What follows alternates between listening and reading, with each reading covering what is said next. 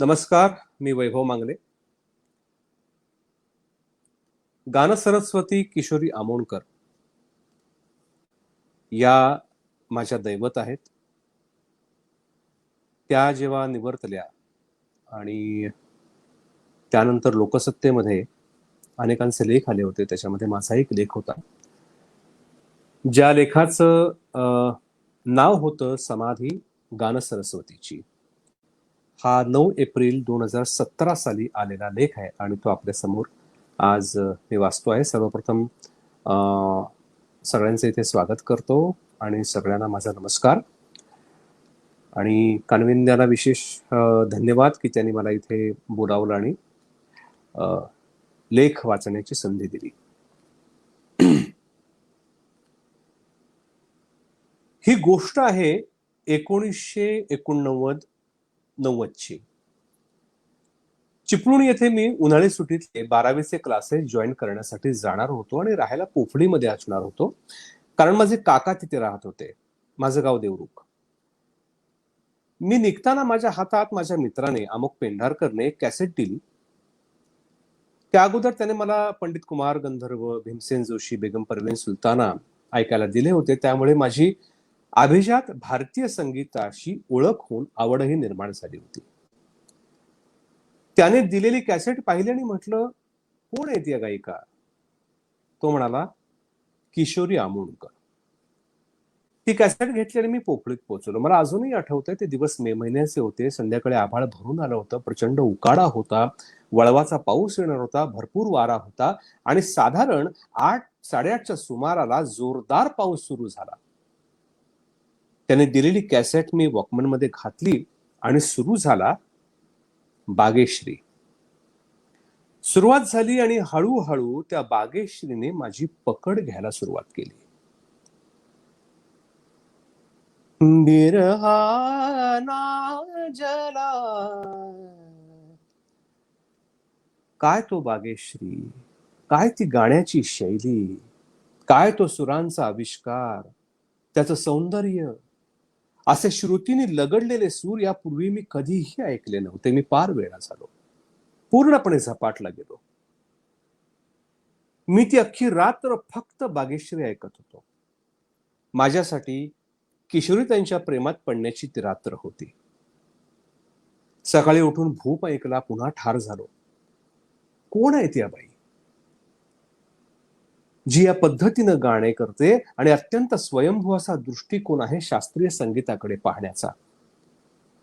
त्यानंतरच्या काळात college, career या सगळ्यामध्ये संगीत मागं पडलं आणि ऍक्टर बनण्यासाठी मी मुंबईमध्ये आलो. पुन्हा ताईंचं गाणं ऐकणं सुरू झालं. मुंबईतल्या त्यांच्या मैफिली ऐकत होतो, त्यांची रेकॉर्डिंग ऐकत होतो आणि पुन्हा पुन्हा त्यांच्या प्रेमात पडत होतो. त्यातूनच अभिजात भारतीय संगीताची खोली मला कळत गेली आणि ताईंना भेटण्याची इच्छा आता अनावर होत गेली. मला आठवतंय, एके सकाळी मी शूटिंगला निघालो होतो. माझ्या मित्राने मंगेश कंठाळेने त्याच्याकडचं ताईंचं कलेक्शन मला दिलं होतं आणि त्यातला अहिर भैरव मी सकाळी जाताना गाडीत लावला होता. खलास होणं म्हणजे काय ते मी अनुभवलं. इतका वेड्यासारखा गायलाय तो अहिर भैरव. अहिर भैरवचं ते रूप अत्यंत वेगळं, विलोभनीय, अपरिचित, सुंदर, घायाळ करणार. काय बोलावं या रागाविषयी. मला गंमत वाटली, म्हणजे आश्चर्य. हा राग इतक्या वेळा मी अनेक मोठ्या कलाकारांकडून ऐकलाय. त्याचा साज कमी अधिक सारखाच होता सगळ्यांचा. पण ताईंकडून ऐकताना तो इतका कसा वेगळा आणि आत्म्यापर्यंत पोहोचणारा होता. मी अक्षरशः धाय मोकलून रडू लागलो. गाडी बाजूला थांबवली आणि तो संपेपर्यंत बसून राहिलो आणि एक विलक्षण शांती मिळाली मला. मी खूप शांत झालो, आनंदून गेलो अगदी मनापासून आणि म्हटलं, या बाईला आता आपण भेटलं पाहिजे, त्याशिवाय आपलं सार्थक नाही होणार. कुठून कुठून त्यांच्या घरचा नंबर मिळवला आणि घाबरत फोन केला. घाबरलो, कारण त्यांच्याविषयी अनेक दंतकथा आहेत, आख्यायिका पसरलेल्या आहेत. त्या चिडखोर आहेत, कुणाला उगाच जवळ फिरकू देत नाहीत, कार्यक्रमात असं वागतात आणि तसं वागतात. म्हटलं काय म्हणतील, नाही म्हणतील ना. म्हटलं हरकत नाही, नुसता आवाज तरी त्यानिमित्ताने ऐकायला मिळाला तरी खूप झालं. फोन उचलला, तो नेमका त्यांच्या मुलाने, निहारदानाने. मी म्हटलं, नमस्कार, मी वैभव मांगले बोलतोय. माझं नशीब चांगलं त्यांनी झटकन ओळखलं. म्हणाले, अहो ओळखतो आम्ही तुम्हाला, छान काम करता तुम्ही. माझा जीव भांड्यात पडला. म्हटलं मला ताईंना भेटायचंय. म्हणाले आनंदाने या, मी आईला विचारतो आणि सांगतो. निहार दादा म्हणाला, आई बसलीये कडेला, बोलायचंय काय आईशी? माझ्या छातीत धडधडायला लागलं. द्या म्हटलं. तो आवाज कानावर पडला. नमस्कार, मी किशोरी आमोणकर बोलतेय. मला मला सुचेना काय बोलायचंय.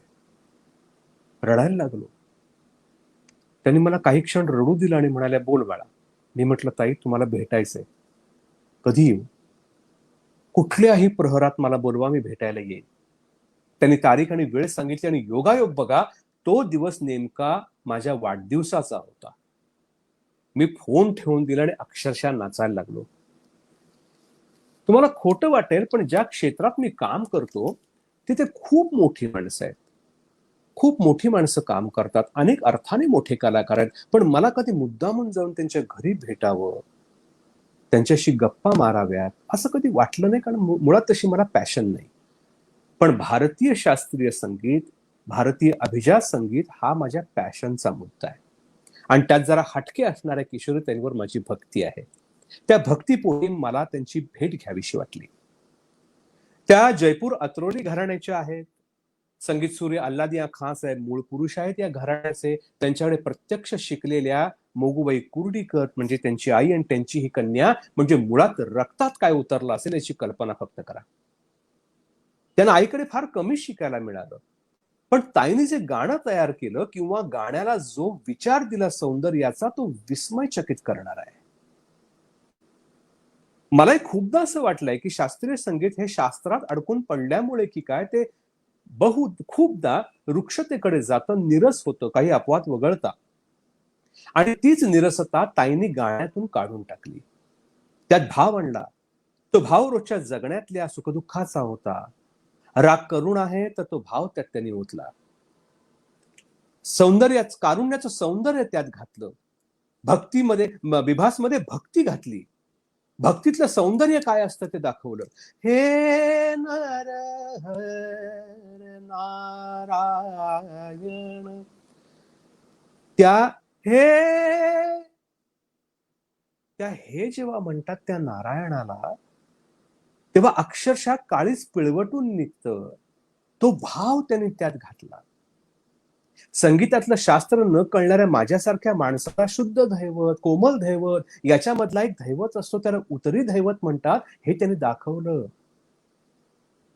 त्यांना सुराच्या सौंदर्याची सिद्धी प्राप्त होती. त्यांच्या घरी जाण्याचा दिवस उजाडला. मी त्यांच्यासाठी एक छानसं परफ्यूम घेतलं. त्यांना परफ्यूम आवडतं असं कोणीतरी सांगितलं होतं मला. घरी पोचलो, मनसोक्त दर्शन घेतलं, छान गप्पा मारल्या. म्हटलं, ताई तुमचा बागेश्री प्रत्येक वेळी वेगळा कसा वाटतो? प्रत्येक वेळी त्याची अनुभूती वेगळी कशी येते? त्या म्हणाल्या, कसं आहे वैभव, बागेश्री हा अनंत आहे. आपल्या मानवी मेंदूला मोजता येणार नाहीत इतकी त्याची परमिटेशन कॉम्बिनेशन्स होत राहतात. मी जेवढ्या रियाजाने, सच्च्या सुरांनी स्वतःमधला मीपणा काढून टाकून त्याच्या जवळ जाण्याचा प्रयत्न करते, तेवढा तो अधिकाधिक मला दिसायला लागतो. प्रत्येक राग हा व्यक्तिमत्व आहे. त्याला त्याच्या सर्व मर्यादा अमर्यादांसहित, गुणा अवगुणांसहित स्वीकारावा लागतो, तरच त्याचं खरं दर्शन घडतं. म्हणून माझा बागेश्री तुला प्रत्येक वेळी वेगळा दिसतो.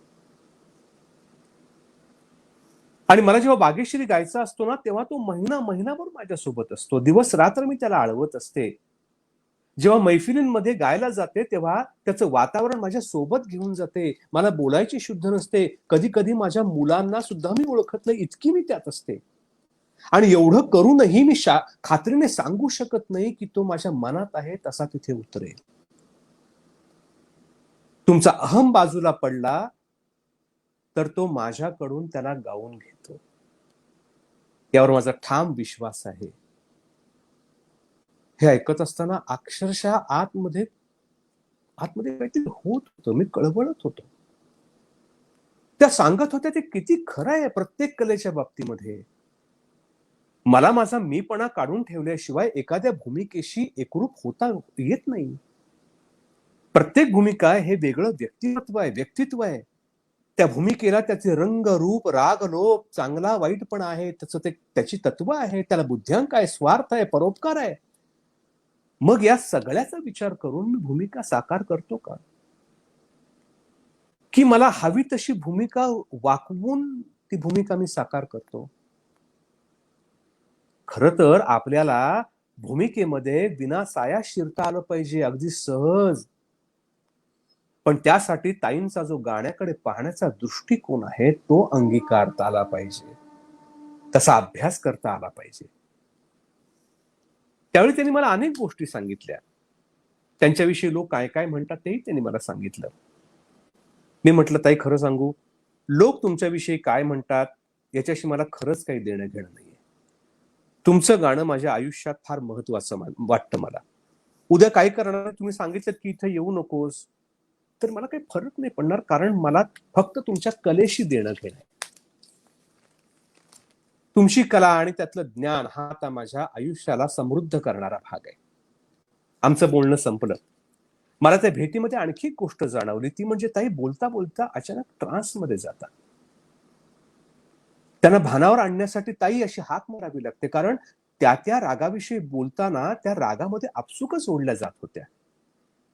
कदाचित त्यांना तो राग दिसत असावा, कारण त्या जेव्हा म्हणतात की रागाला त्याचं मन असतं, एक शरीर असतं, तर तो त्यांना दिसत असावा कदाचित.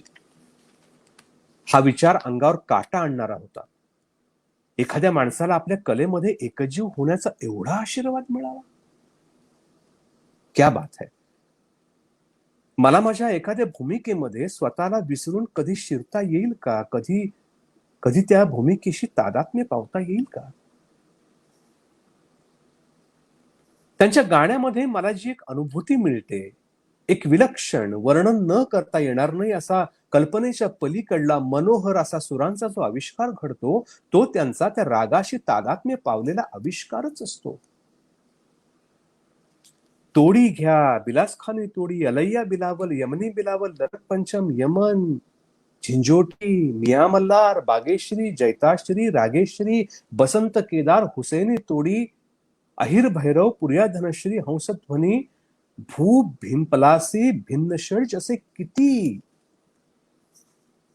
किती राग वेगवेगळ्या पद्धतीने गायलेले आहेत ताई.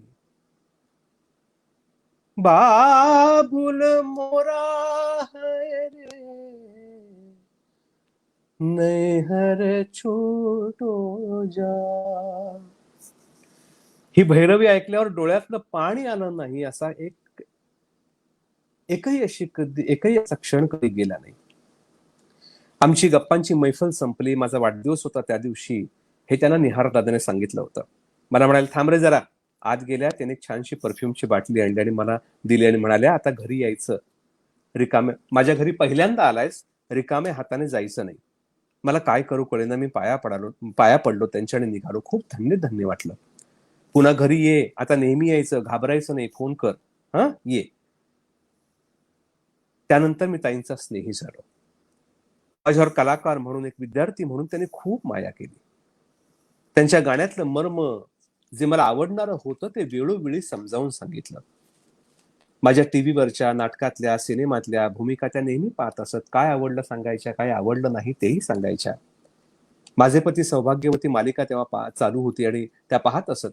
त्यातली माझी स्त्री भूमिका त्यांना आवडत असे. त्या नेहमी म्हणत, तू कसा बोलतोस, यापेक्षा ती लक्ष्मी या क्षणी काय विचार करते हे तू छान दाखवतोस, म्हणून तुझे मग हातभाव, तुझे हावभाव, शारीरिक हालचाली या तशाच होतात.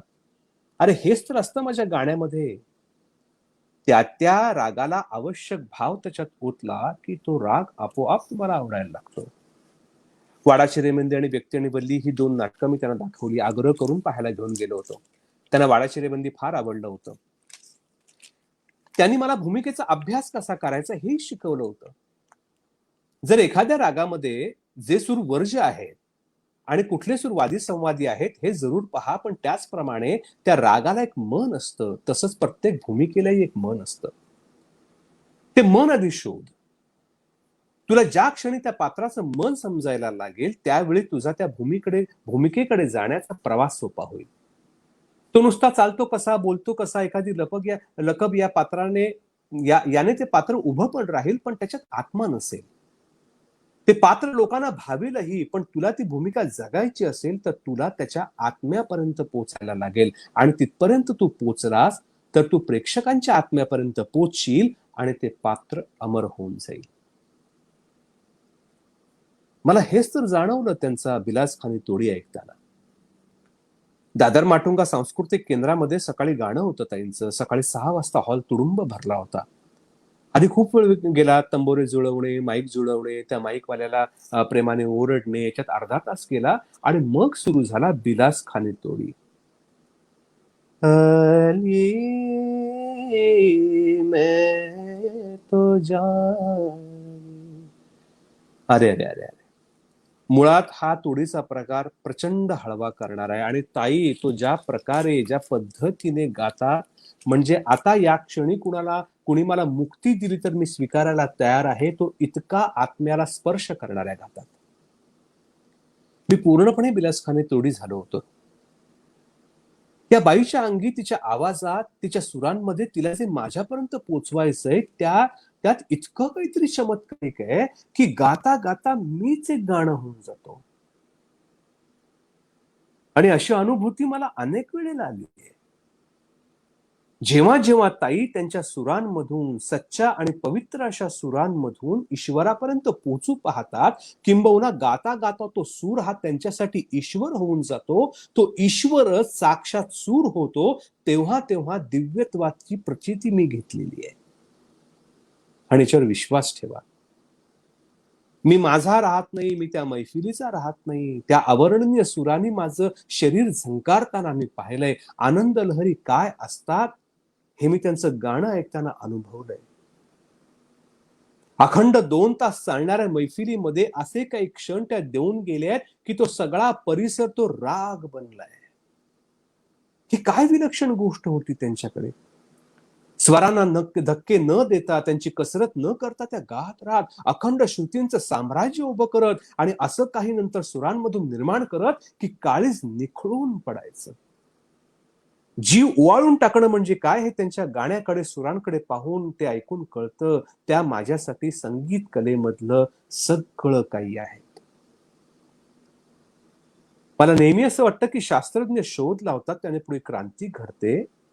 तसंच भारतीय शास्त्रीय संगीतामध्ये ताईने जे काम केलेलं आहे, ज्या पद्धतीने त्यांनी सुरांच्या सौंदर्याचा, त्या रागातल्या भावाचा शोध घेतलाय, ते काम कुठल्याही शास्त्रज्ञाच्या कामापेक्षा कमी नाही.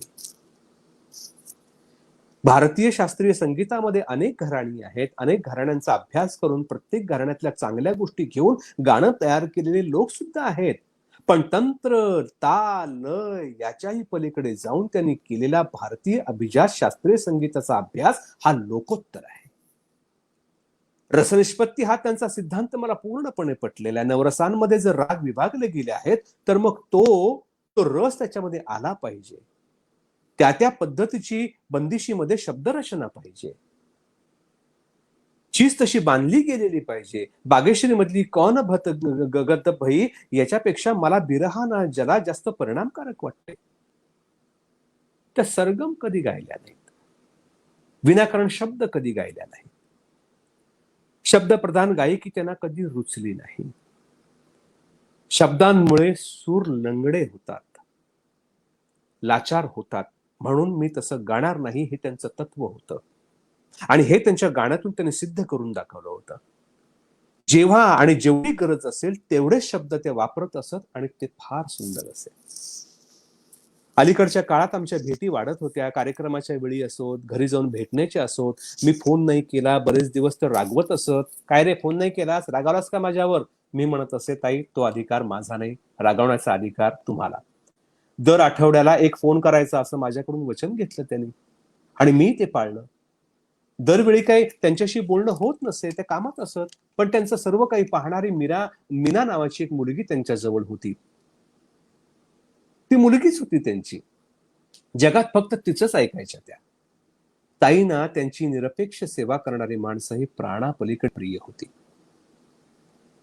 मीनाशी गप्पा व्हायच्या, मी सगळं विचारायचो तिला, काय खातात पितात, शो कुठे होत आहेत आता, तालमीला कोण कोण आलं होतं, आज रियाजाला कुठला राग होता, हे सगळं मी विचारायचो आणि ते सगळं मला सांगायची बिचारी, कारण तिला माहित होतं मी ताईंचा भक्त आहे. एकदा गप्पा मारत बसलो असताना ताई मला म्हणाल्या, मी आताशा गाण्यामध्ये वरचा शेड जे लावत नाही, घाबरायला होतं. म्हटलं, तुम्ही घाबरता का? त्या जे म्हणाल्या ते अत्यंत महत्वाचं होतं. वरचा षड्ज लावण्यामध्ये मला माझा अहंकार दिसतो.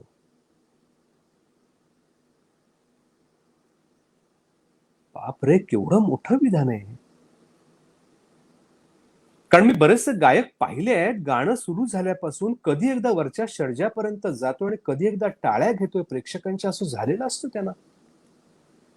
अनेक गायक तर मी पाहिलेत की षड्जापर्यंत जाण्याचं नाटक करतात, तिष्ठत ठेवतात रसिकांना, आणि मग असं म्हणावं असं वाटतं की लाव बाबा एकदाचा वरचा षड्ज आणि मोकळा हो आणि आम्हालाही मोकळं कर. पण ताईंना असं म्हणावं असं वाटलं. त्यांच्या विधानामध्ये ताई स्वतःतून बाजूला होऊ पाहत होत्या गाताना. त्याला गात असताना संपूर्ण राग हा एक सूर झाला पाहिजे असं वाटायचं. एकतानता म्हणजे काय हे त्यांच्या अलीकडच्या गाण्यामध्ये खूप जाणवणारी गोष्ट होती. त्यांचं गाणं आणि आता त्या एकरूप होऊ लागल्या होत्या आणि हे त्यांच्या जवळच्या माणसांनाही फार प्रकर्षाने जाणवत होतं. त्यांच्या मनात मृत्यूबद्दल अजिबात भय नव्हतं. त्या नेहमी म्हणायच्या, वैभवा फोन करत जा रे, किशोरी आज आहे, पुढच्या क्षणाला नाही. त्याला एकच ध्यास होता, माझं गाणं हे माझ्यापेक्षा मोठं झालं पाहिजे. तोडी गाताना किशोरीला विसरून त्या तोडीचं दर्शन झालं पाहिजे रसिकांना, आणि त्या जे साध्य करत होत्या, मी नाही तो राग दिसला पाहिजे म्हणायच्या. आयुष्यात एक तरी मैफिल अशी करायची आहे मला की जे ऐकल्यावर लोक टाळ्या वाजवणं विसरून फक्त बसून राहिले पाहिजे शांतपणे. अनेकदा मैफिल संपल्यानंतर मी ताईंना फार क्लांत अवस्थेत पाहिलंय. त्या रागातून पटकन बाहेर येऊ शकत नसत. आपण काय बोलतोय हे त्यांना पटकन कळत नसे. अशा वेळी मला खरंच वाटायचं की ही स्त्री या भूतलावरची नाही, साक्षात सरस्वती मातेनं तिचं रूप या भूतलावर पाठवलेलं आहे. आणि त्याचं गाणं ऐकताना साक्ष पटायची, माता सरस्वती जर गात असेल तर ती अशीच गात असली पाहिजे. मला म्हणायचे, वैभव, ज्या दिवशी मला माझं गाणं आवडेल त्यानंतर किशोरी या जगात नसेल. काही केल्या माझं मला गाणं आवडतच नाही रे. मी मनात म्हणायचो, तुम्हाला तुमचं गाणं कधीही आवडू नये अशीच प्रार्थना करेन मी. 10 एप्रिलला त्यांचा वाढदिवस असतो. मी आणि माझी पत्नी त्यांच्याकडे जाणार होतो. त्यांना कुठल्या रंगाची साडी आवडते हे मी मीनाला विचारलं होतं. त्यांना पांढऱ्या रंगावर लाल, जांभळी, काळी नक्षीवाली साडी फार आवडायची म्हणे. तसली साडी मला घ्यायची होती. आणि अचानक 3 एप्रिलला रात्री 11:30 वाजता फोन आला, किशोरीताई गेल्या.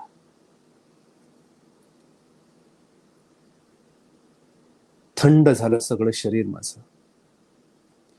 फोन केला, खात्री करून घेतली, लगोलग घरी पोचलो. त्यांना शवपेटीत ठेवलं होतं. मीनाला म्हटलं, मीना काय ग हे? ती म्हणाली, अहो मलाही नाही कळू दिलं. 7:30 वाजता सूप प्यायला संध्याकाळी गेले 2 दिवस पाठ दुखते म्हणत होत्या. सूप प्यायला आणि म्हणाले, आता झोपते, मला उठवू नकोस मीना. मी 9:45 वाजता गेले, जेवताय का म्हणून विचारायला, तर सगळं शरीर थंडगार पडलं होतं. प्राण जाताना जराही वेदना झाल्या असतील असं कुठेही दिसत नव्हतं. अत्यंत शांतपणे निघून गेल्या होत्या. मी माझ्या शरीराला कुणालाही हात लावू देणार नाही, माझं काहीही कुणाला करू देणार नाही, अशी झटक्यात जाईन, आता आहे, पुढल्या क्षणी नाही, अशी आहे मी किशोरी. आणि ताईने ते खरे करून दाखवलं होतं. मागच्या सोमवारी दिल्लीला कौशिक कानडा आणि पुरिया धनश्री गायल्या होत्या. भरत कामत सांगत होता, असा कौशिक कानडा या जन्मात कधी ऐकला नव्हता मी ताईंचा. केवळ अद्भुत. कार्यक्रम झाल्यावर आपल्या सुनेला फोन करून कधी नव्हे ते सांगितलं होतं, भारती आज चांगला झाला कार्यक्रम, लोकांना आवडला, मलाही बरा वाटला. त्यांना त्या दिवशी त्यांचं गाणं आवडलं होतं आणि त्यांनी म्हटल्याप्रमाणे, ज्या दिवशी माझं गाणं मला आवडेल त्या दिवशी किशोरी या जगात नसेल. समाधी. त्यांनी समाधी घेतली यावर माझा विश्वास आहे. किशोरी आमोणकर या जगातल्या नव्हत्याच, त्या परलोकातून आल्या होत्या आपलं आयुष्य सुंदर करण्यासाठी, आपल्या कलेचं भावविश्व समृद्ध करण्यासाठी. आयुष्यभर पुरेल आणि त्यानंतर हजारो वर्ष उरेल असं गाणं त्या मागे ठेवून गेले आहेत. मी स्वतःला फार भाग्यवंत समजतो. ज्या काळात त्या गात होत्या त्या काळात मी जन्मलो. त्यांचा सहवास मला लाभला, प्रेम लाभलं. त्यांच्या स्वर्गीय मैफिलींचा मी साक्षीदार झालोय अनेकदा. माझ्या आत्म्याला सुखावणारा सूर मी ऐकला. मला या क्षणी मृत्यू आला तरी चालेल इतका आनंद देणारं आणि त्या गातायत तो मीच आहे आणि मी नाही, ते ताईंचं गाणं आहे असे वाटणारे अनंत क्षण त्यांनी मला दिले. मी प्रेम केलं त्यांच्यावर, त्यांच्या कलेवर, त्यांच्या ज्ञानावर, आणि ते या जन्मात संपणार नाही. त्यांचं गाणं आता अशीच सुंदर साथ करणार आपल्या नसण्यापर्यंत. फक्त एकच खंत आहे, या भारतवर्षाला, आपल्याला या बाईच्या कलेची उंची कधी मोजता नाही आली. धन्यवाद.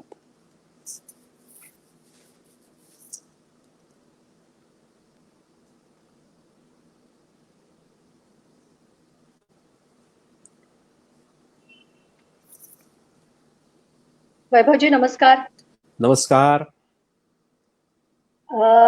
मी काय बोलणार, लेख अप्रतिम झाला म्हणून, पण मी तुम्हाला एक अवश्य सांगू इच्छिते की असे अनेक त्या लेखामध्ये किंवा त्या वाचनामध्ये स्थळ आली की अंगावर काटा फुलला शब्दशः. म्हणजे ते सूर आम्ही आता खरंच भोवती ऐकतोय की काय असा फील आला 2 क्षण.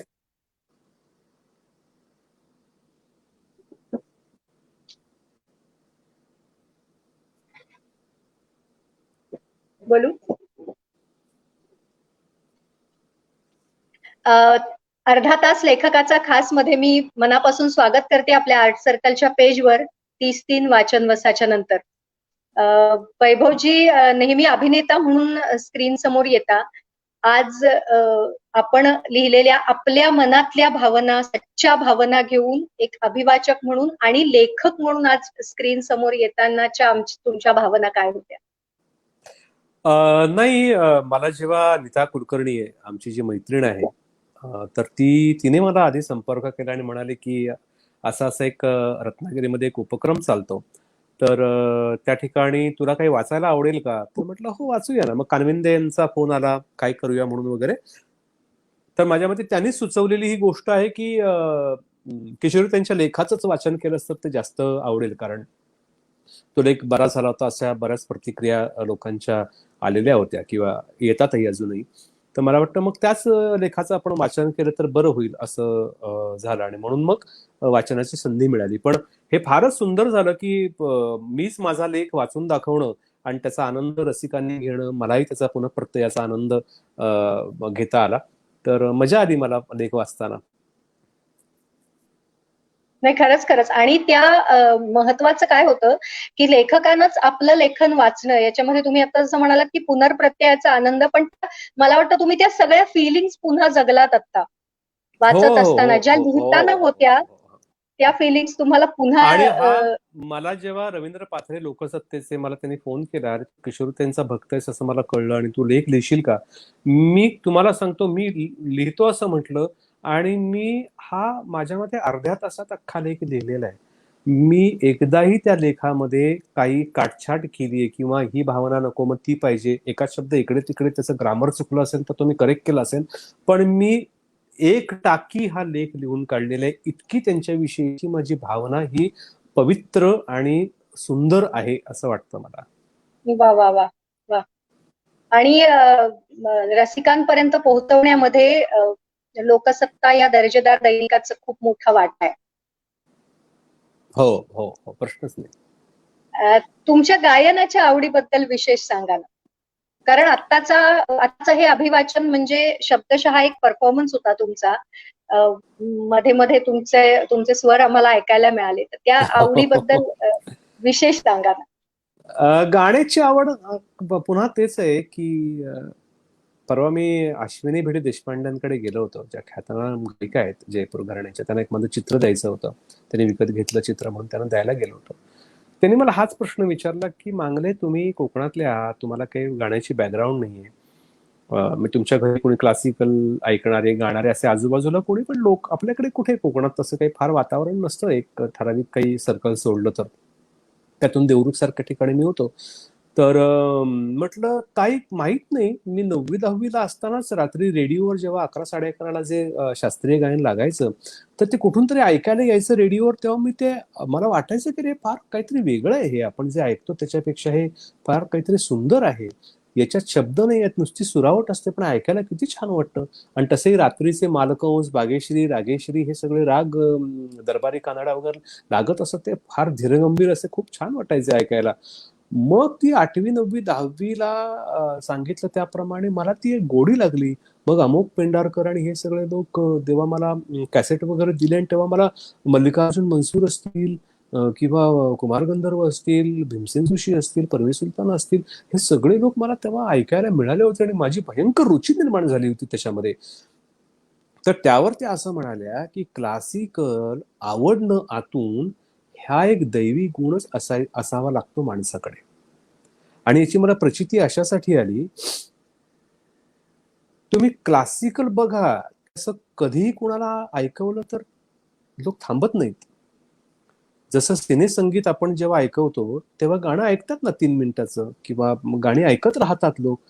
म्हणजे 1 तास ते कुठल्या तरी गायकाची गाणी ऐकत राहतील. पण क्लासिकल ऐकायला सांगितलं 1 तास एक राग, तर ऐकतील का लोक? नाही ऐकत. कारण त्यासाठी एक आतली बैठक वेगळी असावी लागते.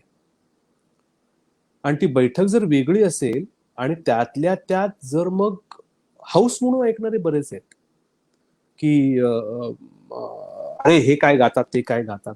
पण त्यातल्या त्यात चांगलं गाणं जे आहे ते ऐकायला एक वेगळी बैठक लागते. आणि ती बैठक प्रत्येकाकडे असावी असा आपण आग्रह नाही धरू शकत, पण ती काय काय जणांकडे असते, काय काय जणांकडे नसते, हा त्यातला भाग आहे. पण ती माझ्याकडे आहे असं मला वाटतं. त्याच्यामुळे मी क्लासिकल आणि त्यातल्या त्यात किशोरीताईं च्या शिवाय मी आता वेगळं आयुष्यच माझं मी इमॅजिन करू शकत नाही, त्याची कल्पना करू शकत नाही.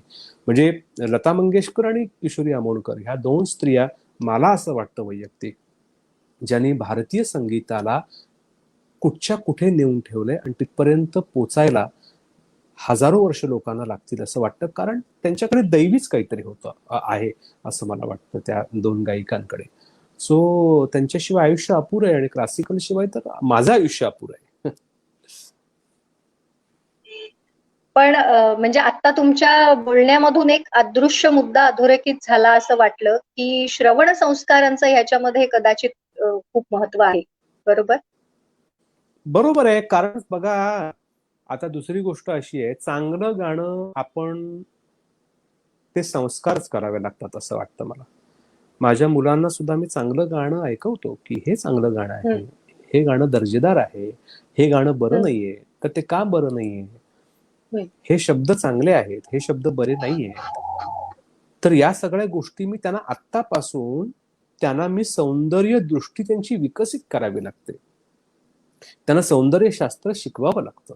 आणि ते निव्वळ संगीतातलं नाहीये, ते निव्वळ आजूबाजूच्या निसर्गातलं नाहीये. तर अक्षर सुद्धा ज्याचं चांगलं आहे ते सुद्धा दाखवायला लागतं ना. अरे किती सुंदर अक्षर आहे बघ याचं, किती रेखीव सुरेख आहे. आपण आपले सुद्धा, म्हणजे आमच्या घरातले सुद्धा हस्ताक्षर दाखवत असताना सुद्धा बघ, हा ह्याचा ह छान आहे, ह्याचा ट छान आहे, याचा र छान आहे. तर त्यातलं सुद्धा तुम्हाला सौंदर्य समजावून सांगावं लागतं. तर ती मुलं जास्त चौकस होऊन, त्यांची बुद्धीची मशागत होऊन, त्या भावनेची मशागत होऊन ते अजून जास्त समृद्ध समृद्ध होत जातात. हा त्यातला भाग आहे असं मला वाटतं. त्यामुळे श्रवण भक्ती जी आहे ही तुम्हाला लहानपणापासून मुलांना सांगावंच लागतं. अंतस्थ प्रेरणेनं ते पुढे जाऊन काय होतील हा वेगळा मुद्दा आहे. पण मला वाटतं की ते तुम्हाला लहानपणापासून जे शिकवाल तुम्ही त्यांना, त्या दृष्टीने जर बघायला शिकवाल, ऐकायला शिकवाल, पाहायला शिकवाल, तर मला वाटतं त्याचा एक संस्कार चांगल्या पद्धतीने होतो आणि मुलं पुढे जाऊन त्याच्यातून चांगल्याच गोष्टी घेतात. खरंय. म्हणजे आता फिल्म अप्रिसिएशन सारखे कोर्सेस असतात, सिनेमा कसा बघावा, सिनेमातलं काय चांगलं बघावं, हो कशा हो पद्धतीने बघावा, हो हो याच्यासाठी तसा हा अप्रिसिएशनचा तुम्ही तुमच्या मुलांसाठी करत असलेला एक कोर्स आहे जो अनएंडिंग आहे खरं तर. हो हो हो हो हो हो. तुमच्याकडे म्हणजे रंगांची सुद्धा आवड आणि तुमच्या बोटांमध्ये ती कला आहे. तर त्या बद्दल सुद्धा आम्हाला ऐकायचंय. याचं कारण म्हणजे मी पुढचा लगेच प्रश्न गायनावरून रंगाकडे आले त्याचंही कारण सांगते, की अर्धा तास लेखकाचा खास म्हणतो आणि तुमच्याबद्दल जाणून घेणं हे अर्ध्या तासात आमच्या बसणार नाहीये. याचीही कल्पना आहे. म्हणून पुढचा प्रश्न लगेच विचारला जेणेकरून जास्तीत जास्त माहिती आम्ही तुमच्याकडून काढून घेऊ शकू अशा हा. अर्थाने. तर तुमच्या त्या बोटातल्या कुंचल्यांच्या कलेविषयी पण थोडं सांगा ना. ते आकर्षण कुठलं आहे नेमकं? ते आकर्षण माहित नाही आता ते कसं झालं ऍक्च्युली, कारण मागच्या वर्षी जून जुलैचा जो काळ होता, तर त्या काळामध्ये नाटकाचे प्रयोग कमी असतात. शूटिंग माझं महिन्यातनं 10-12 दिवस असतं, तर बऱ्यापैकी वेळ असायचा माझ्याकडे. तर घरात बसून वाचन करणं, मग वाचनाचा नंतर कंटाळा येतो, मग मोबाईलचा नंतर कंटाळा येतो आपल्याला. तर आता काय करायचं या वेळामध्ये, असा एक प्रश्न जेव्हा मला निर्माण झाला. काहीतरी केलं पाहिजे एवढं मात्र खरं होतं. गाणं क्लासिकल आता शिकू शकत नाही, कारण आता काय म्हणतो आपण त्याला, गळा आता तसा चालणार नाही, किंवा ते जे संस्कार व्हावे लागतात ते वय आता माझं नाहीये. तर गाणं शिकता येणार नाही आपल्याला. ते शिकता येईल, पण त्यासाठी पुन्हा वेगळी ऊर्जा आणि त्याच्यासाठी वेगळं वेगळं काम करावं लागेल मला. तर काय करता येईल म्हणून मी सहज एके दिवशी युट्यूबवर पाहत असताना मला एक ट्युटोरियल दिसलं, एक प्रात्यक्षिक दिसलं चित्र काढतानाचं. एक कोणतरी माणूस चित्र काढत होता आणि असे रंग घे, तसं हे वगैरे. तर म्हटलं हे करून बघूया का. म्हणून मग मुलांचे रंग घेतले, कागद घेतला आणि ते सांगतोय त्याबरोबर हुकूम मी ते चित्र काढलं आणि ते बरं झालं. मुलांना दाखवलं, बायकोला दाखवलं, आईला दाखवलं, तर ते म्हणाले अरे छान झालं, जमलंय की. मग मी रोज तसा प्रयत्न करायला लागलो. मग युट्यूबवरनं पाहायला लागलो. मग जरा सराव झाल्यानंतर मग एकदा एका चित्र बघून चित्र काढलं. मग फोटो बघून चित्र काढायला लागलो. मग एकदा अशीच कल्पना करून चित्र काढायला लागलो. तर म्हटलं ह्या रंगांमध्ये आता आपल्याला रमायला होतंय आणि त्या रंगांबरोबर आपल्याला संवाद साधता येतोय. त्या रंगांचं म्हणणं आपल्याला समजू शकतंय, किंवा त्या रंगांना आता कुठे उतरायचं हे आपल्याला आपल्याला अंतस्थ प्रेरणेनं काही गोष्टी कळतात. तर हे सुरांसारखंच आहे की. जशी आपण सुरांची मजा घेतो, सुरांचा आनंद घेतो, तसं रंगांचं पण आहे. लाल लाल रंगाच्या किती छटा असतात, निळ्या रंगाच्या किती छटा असतात. पोपटी रंग जो आहे, किंवा आपण हिरवा रंग ज्याला म्हणतो, त्याला निसर्गामध्येच किती किती छटा आहेत, त्याच्या किती रंग आहेत ते. तर हे आपल्या त्या कागदावर उतरले पाहिजेत, कॅनव्हासवर उतरले पाहिजेत असं वाटतं मला. म्हणून माझ्या चित्रांमध्ये बघा निसर्ग जास्त दिसतो, कारण मी निसर्गातला माणूस आहे. आणि त्यातल्या त्यात हिरवा रंग जास्त दिसतो. याचं कारण मला प्रेम आहे हिरव्या रंगाबद्दल, कारण ते चैतन्य आहे. तर मग त्याच्याबरोबर माझी दोस्ती झाली रंगांबरोबर. आणि रोज आता हाताला रंग लागल्याशिवाय मला मला बरं नाही वाटत. जसं मला ताईंचं गाणं ऐकल्याशिवाय रोज बरं नाही वाटत, की आज काहीतरी राहून गेलंय असं ते वाटत राहतं आपल्याला. तसं रंगांच्या बाबतीतही आहे. काम असतं तेव्हा अर्थात शक्य होत नाही, पण जेव्हा जेव्हा घरी असतो मी, तेव्हा मी शूटिंगला सुद्धा रंग आणि सगळं घेऊन जातो. जेव्हा मधला वेळ असेल तेव्हा त्याच्यात मी काहीतरी काम करत राहतो. तर मला वाटतं की ही रंगांची दोस्ती झाली. त्याहीपेक्षा असं वाटतं मला, जीवनासाठी कला ही गोष्ट माझ्यासाठी फार महत्वाची आहे. याचं कारण असं की जगतात सगळेच, पैसे सगळेच कमावतात, मोठमोठे गाड्या घेतात, बंगले घेतात आणि प्रॉपर्टी करून ठेवतात आणि ते लोकांना सांगतात की माझ्याकडे एवढी प्रॉपर्टी आहे, तेवढी प्रॉपर्टी आहे, आज मी एवढं घेतलं, तेवढं घेतलं, माझ्या मुलांसाठी मी एवढं करून ठेवलंय. पण हे जगणं असू शकतं का, असा मी प्रश्न विचारला स्वतःला. तर म्हटलं हे जगणं असू शकत नाही. मग काय असतं जगणं? हे अत्यंत वेगवेगळ्या पातळींवर जगलं जात असतं माणसांकडनं. आणि जर मला शांती हवी असेल, आत्मिक समाधान हवं असेल, मला आनंद जर त्याचं निर्माण करायचं असेल मला, तर त्याची व्युत्पत्ती कुठे आहे ते मला शोधलं पाहिजे. तर ती व्युत्पत्ती मला वाटतं की कलांमध्ये आहे. आणि मला चित्र काढता येतात हे माझं सुदैव आहे, पण मी चित्र पाहून सुद्धा तेवढाच आनंदी होतो. मला रॅम्ब्रॉट, मोने, हे मला सगळे आपला व्हॅन गॉग असेल, आम्ही अॅम्स्टरडॅमला गेलो होतो तेव्हा ते चित्र पाहून मला रडू आलं होतं. आणि मला किशोरतेंचं गाणं आठवलं होतं तेव्हा त्याचे चित्र पाहताना. तर हे सुरांचं आणि कलेचं एक वेगळंच काहीतरी द्वैत आहे असं वाटतं मला. आणि ते जीवनासाठी कला त्यासाठीच म्हणतो मी. ह्या कलेतनं जो मला आनंद मिळतो तो अवर्णनीय आहे. आणि त्याने माझं जगणं शांत होतं असं वाटतं मला. माझं जगणं सुरेल होतं, रंगमय होतं, शांत होतं. आणि मी हळूहळू या सगळ्यांपासून, सगळ्या या भौतिक गोष्टींपासून मला जेवढं लांब जाता येईल, लांब नेण्याचं काम मला वाटतं ह्या कला करतात. आणि त्याच्यामध्ये प्रामुख्याने चित्रकला आणि गाणं आहे असं मला वाटतं. गायन आहे, चित्रकला तुलनेने उशिरा होईना पण सुरू झाली आहे. अभिनय तर आम्ही कित्येक वर्ष तुम्हाला बघतोय, कॉलेजच्या स्टेज पासून किंबहुना. तर या सगळ्या कला एकमेकांना पूरक आहेत असं नेहमी वाटत राहतं. तुम्हाला या पूरकतेबद्दल काय अनुभव आहे? म्हणजे आता जसं तुम्ही उदाहरण दिलं ते की ते चित्र पाहिल्यानंतर तुम्हाला किशोरीबाईंचं गाणं आठवलं. तर ह्या पूरकतेबद्दल आणखीन काही अनुभव असले तर सांगा. पूरकतेविषयी अनुभव असा आहे पहा, की अभिनय किंवा नाटक ही जी कला आहे ही सगळ्या गोष्टींना सामावून घेणारी कला आहे. नाटकामध्ये नाटकात काम करणाऱ्या नटाला, दिग्दर्शकाला, त्या लेखकाला या सगळ्या कलांचं भान असणं आवश्यक आहे. त्याविषयीची जाणीव असणं आवश्यक आहे. मग चित्रकला असो, शिल्पकला असो, वास्तुकला असो, गायन कला असो, नृत्य कला असो, या सगळ्या कलांचा परिचय असला पाहिजे. त्या कलांची ओळख असली पाहिजे. आणि तर तो लेखक, दिग्दर्शक, नट हा जीवनाचा अनुभव लिहू शकतो ना. ज्याला या कशाचा अनुभवच नाहीये ते फार वरवरचं लिखाण होणार. ते सगळं भौतिक आणि वरवरचं लिखाण होणार. तुमच्या आमच्या दैनंदिन गरजा या सगळ्या भौतिक काय म्हणतो आपण त्याला, गरजांभोवती गुरफटलेले आहेत हे बरोबरच आहे. पण त्याच्या आत जाऊन शोध घेण्याचं काम लेखक करत असतो. त्याच्या आतमध्ये जाऊन ते बाहेर काढण्याचं काम दिग्दर्शक करत असतो. आणि ह्या दोघांनी लिहिलेलं, बाहेर काढलेलं ते सगळ्यांसमोर प्रस्तुत करण्याचं काम नट करत असतो. तर या सगळ्या कलांची ओळख, या सगळ्या कलांचा तुम्हाला प्रत्यय आला पाहिजे ना कधी ना कधीतरी. मग तुम्ही त्यांचा परिचय करून घेतला पाहिजे, जे आपल्याकडे अत्यंत काय म्हणतो त्याची उणीव आहे आणि ते लोक करत नाहीत. हा एक त्यातला मुद्दा आहे.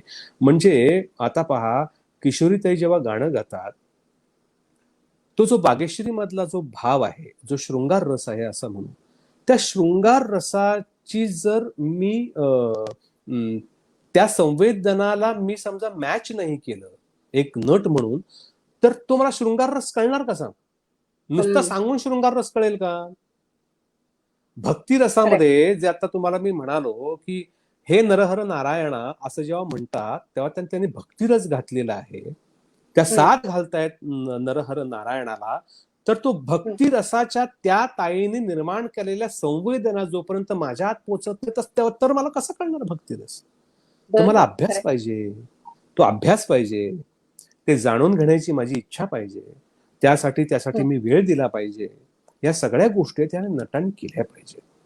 रंगांची गोष्ट अशी आहे की मी जेव्हा एखादं कॅरेक्टर रंगवतो म्हणजे काय करतो, का शब्द प्रयोग करतो आपण? काय रंगलीय भूमिका म्हणजे काय? रंगांशी संबंध आलाय ना. म्हणजे काय आलंय? मी एखादं निसर्ग चित्र जेव्हा काढतो ज्याच्यामध्ये डोंगर आहे, झाड आहे, नदी आहे, फुलं फुललेली आहेत, सकाळ आहे का संध्याकाळ आहे हे मी दाखवतो, तेव्हा तसे रंग पडतात ना माझे त्याच्यावर.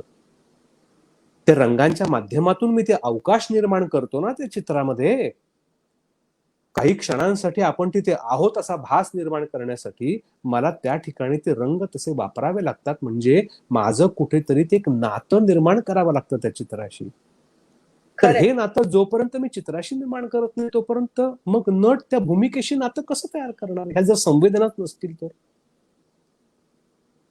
त्या संवेदना जेवढ्या तरल असतील, जेवढ्या तीव्र असतील, तेवढं ते नटासाठी फार चांगलं असतं, त्या दिग्दर्शकासाठी चांगलं असतं, त्या लेखकासाठी सुद्धा चांगलं असतं.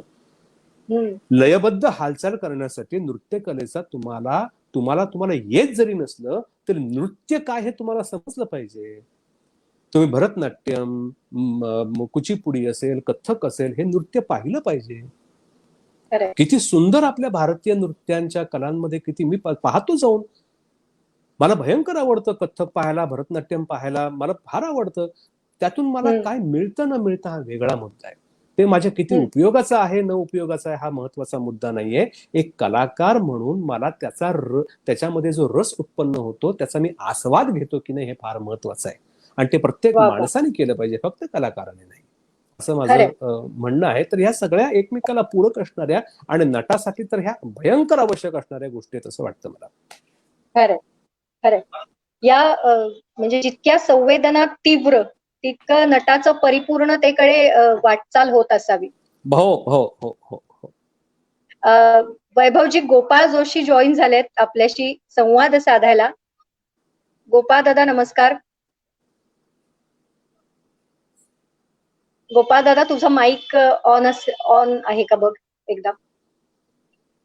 हॅलो गोपाळ दादा, ऐकू येत नाहीये आवाज तुझा, माईक एकदा चेक कर.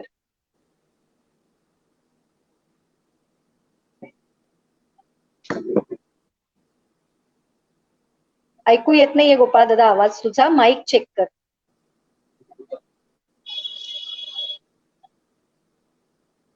वैभवजी आपण पुढे जाऊया. गोपाळ दादा बघू काय कनेक्शनला काही प्रॉब्लेम आहे का. व्यक्त होण्याची तुमच्यासाठी माध्यम बदलत गेली, म्हणजे बदलत गेली म्हणण्यापेक्षा वेगवेगळ्या प्रकारे व्यक्त होऊन पाहिलं तुम्ही. हॅलो. हो हो हो हो हो. तर त्याबद्दल आम्हाला काही सांगा ना. म्हणजे माध्यमांतर जे झालं व्यक्त होण्यासाठीच ते किती स्मूथ होतं, कशा पद्धतीने झालं. स्मूथ होतं कारण मी अत्यंत एक संवेदनशील माणूस आहे, कलाकार आहे. हो, मला भयंकर कुठल्याही ज्या तरल संवेदना आहेत, ज्या समृद्ध संवेदना आहेत, तर मला त्या पाहायला आवडतात, मला त्या ऐकायला आवडतात. एक साधे इमोशन असतं, म्हणजे मी अनेक वेळेला मला ह्या दृश्य कधी पाहवत नाही, इतका मी संवेदनशील आहे. लहानपणी आपण नाही का गाडीतनं बसून जायचो, संध्याकाळची गाडी सुटायची गावावरून आणि परत आपण देवरुखला मी येत असे माझ्या गावावरून, तेव्हा गाडी जागोजागी थांबत असे. आपल्याकडे कसं अगदी 500-500 मीटरवर स्टॉप्स असतात आपल्याकडे. तर तेव्हा माझी येण्याची वेळ संध्याकाळची असायची आणि एक मुंबईला जाणारी गाडी आमच्या गावातून जात असे आणि त्या गाडीतून बसून मी देवरुखात येत असे आणि ती गाडी पुढे मुंबईला जात असे. तर प्रत्येक स्टॉपवर तांदूळ घेतलेले म्हणा किंवा काही रोवळे आहे, सूप आहे, एक फणस बांधून घेतलेला आहे, असे काही लोक उभे असायचे आणि त्याच्यामध्ये एखादी आई आलेली असायची मुलीला सोडताना. तर मला आठवतंय जेव्हा आई एखाद्या मुलीला निरोप देते तिच्या सासरी जाण्यासाठी, ते दृश्य मला आजही पाहवत नाही. काय बंध असतो त्या मुलीचा आणि त्या आईचा. त्या अश्रूंमधून ती मुलगी काय सांगत असते आईला, बोलत काहीच नाही त्या. ती आई तिच्या आलेल्या अश्रूंमधून काय सांगत असेल मुलीला. हजारो वर्षांचं दुःख देते का आई, सांगते का अश्रूंमधून स्त्रीचं. आई तू जे भोगलंयस तेच मी सासरी जाऊन भोगते असं ती सांगत असेल का मुलगी आईला. तुझी नाळ आहे, तुझ्या नाळेत तुझ्या गर्भातून माझा जन्म झालेला आहे आई, आणि तेच दुःख, स्त्रियांचं दुःख हेच आपलं संचित आहे का ग, हे सांगत असतील का दोघी जणी अश्रूंमधून एकमेकींना. ते दृश्य मला आजही पाहवत नाही आणि विशेषतः भारतीय स्त्रियांचं दुःख तर नाहीच पाहवत. अनेक स्तरांवरचं असेल ते, पण ते नातं फार विलक्षण आणि फार सुंदर असतं. तर ही संवेदना माझ्या आत भयंकर मला त्रास देणारी असते. तर मग ती संवेदना असेल तर ती माझ्या कलेमधनं ती प्रसवली पाहिजे. ते सुख, ते दुःख, तो आनंद, ते समाधान, हे सगळं माझ्या कलेतनं आलं पाहिजे बाहेर. जो माझ्या आतमध्ये आनंद आहे तो माझ्या चित्रामधून बाहेर काढण्याचा मी प्रयत्न करतो. माझ्या आतमध्ये जे क्रिएटिव्ह आहे ते मी बाहेर काढण्याचा प्रयत्न करतो, जे मला अभिनयामध्ये सापडत नाही किंवा आतापर्यंत मी शोधायचा प्रयत्न केला पण ते मला तिथे मिळालं नाही. हा त्यातला भाग असू शकेल. गाण्यातलं जे म्हणाल तर ती क्रिएटिव्हिटी किशोरीताईंनी जी निर्माण केली आहे ती मला वैश्विक वाटते. ती वैश्विक वाटते मला. ते जे सौंदर्याचं क्रिएशन आहे ते सुंदर, ते वैश्विक आहे. तर मग मला जे शक्य आहे, म्हणजे मला असं वाटतं की मी स्वयंपाकी जरी बनलो असतो तरी मी उत्तम स्वयंपाक केला असता. मी समजा उद्या गायक जरी झाला असतो, क्लासिकल गायक, तर मी हा मोठेपणा किंवा सांगत नाही, पण मी त्याच्यात वेगळं काहीतरी केलं असतं असं असं वाटतं मला. मला लहानपणी लॉन टेनिस हा खेळ फार आवडायचा. म्हणजे त्या काळामध्ये बोरिस बेकर खेळत होते आणि सॅम्प्रास खेळायचा, स्टेफी ग्राफ होती, मार्टिना नवरात्रिवा खेळायची. तेव्हा तो गेम बघून मला वाटायचं अरे आपल्याकडे का नाही हा गेम, कारण मला त्याच्यामध्ये सुद्धा संगीत दिसायचं. मी अजूनही रात्रीच्या मॅचेस जागून बघतो. मी US ओपन असेल, मी विम्बल्डन असेल, मी मॅचेस बघतो, कारण मला आजही असं वाटतं की नदाल आणि फेडररची मॅच चालू असताना एखादी क्लासिकलची मैफिल चालली असा आनंद मिळतो मला. वा, काय सुंदर खेळतात दोघे जण. बरं, हे रसग्रहण मला समृद्ध करतं. बॅकहँड फोरहँड जे बसतात, एखादी न परतवणारी जेव्हा सर्व्हिस करतो नदाल किंवा फेडरर, तेव्हा असं जे होतं ते एखाद्या तानेला, एखाद्या जागेला, एखाद्या मुरक्याला, एखाद्या हरकतीला दिलेली दादेसारखंच असतं ते. तर मला वाटतं की हे सगळं तुमचं आयुष्य या सगळ्या कलांनी समृद्ध होत जातं. ते अधिकाधिक मोठं होतं आणि जसजसे तुम्ही या कलांचा आस्वादक होता, चांगले आस्वादक होता, तस तसे तुम्ही शांत होत जाता अनेक आयुष्यांच्या आघाड्यांवर. आणि तो शांतपणा मला वाटतं सध्याच्या काळामध्ये मिसिंग आहे, जो हरवलेला आहे. आणि कोरोनाच्या निमित्ताने का होईना माणसं थोडी स्वतःच्या जवळ ओढली गेलेत असं वाटतं मला. आणि म्हणून असं वाटतं की तुझा जो प्रश्न होता की क्रिएटिव्हिटी हा निव्वळ निर्माण करण्याचाच भाग नसून चांगलं जिथे क्रिएशन घडतंय ते पाहणं, ऐकणं, हे सुद्धा एक क्रिएटिव्हिटीचाच भाग असतो असं मला वाटतं. हॅलो, दीप्ती, ऐकायला येतोय का माझा आवाज?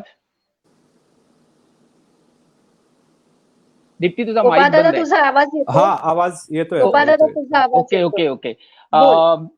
मला विचारायचं होतं, म्हणजे रंगांबद्दलच विचारायचं होतं, तुमच्या रंगांच्या आवडीबद्दल. पण मला वाटतं मी जॉईन झालो तेव्हा तोच विषय चाललेला होता, हो ना?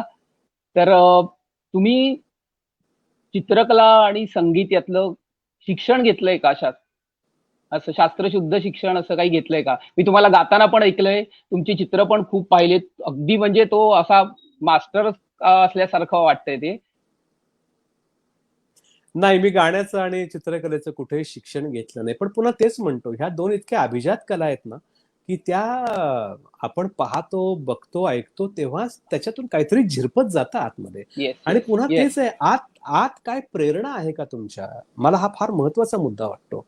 आणि या निमित्ताने मला तुम्हाला हेच सांगायचं आहे की आतमध्ये एक ठिणगी असते कुठेतरी, एक ऊर्जा असते, एक प्रेरणा असते आणि ती फार महत्वाची असते. आणि असे सगळे प्रेरणा असणारे लोक या सगळ्यांपासून कधीच लांब राहत नाहीत. तुम्ही त्यांना किती कशातही ओढा, म्हणजे हे निवड मी माझ्याबद्दल सांगतोय असं नाही, मी अनेक लोक असे पाहिलेले आहेत की जे तिकडे ओढले जातातच. आणि त्यांना असं वाटतं की त्याच्याशिवाय दुसरा पर्याय नाहीये, तरणोपाय नाहीये. सो ती जी प्रेरणा आहे ना ती आपल्या मुलांमध्ये पण आपण पाहिली पाहिजे. आणि ती आपण पाहत नाही, आणि ती आपण विझवून टाकतो. आपण पालक म्हणून, शिक्षक म्हणून, समाज म्हणून ती आपण ठिणगी विझवून टाकतो. आणि त्या मुलाचे पुढे फार हाल होतात, कारण त्याला तिथे नैसर्गिक त्याची ओढ तिकडे असते आणि आपण समाज म्हणून त्याला भलतीकडेच नेऊन ठेवतो. आणि मग त्याची कुतरोड संपत नाही. आणि एका टप्प्यावर अशी माणसं येतात आणि म्हणतात आयुष्यात माझ्याकडनं काहीच झालं नाही. तर हे जे वाक्य जेव्हा तोंडून येतं ना तेव्हा ती फरफट आपण आई वडील, शिक्षक आणि समाज म्हणून केलेली असते असं वाटतं मला. खरे अं, खरे दीप्ती, विचारू का? हा. बोल. वैभव, तुम्ही रत्नागिरीत एक गाव भूताचा या मालिकेचं शूटिंग केलं तिथे. तर मी होतो तुमच्या बरोबर 3 एपिसोड ना.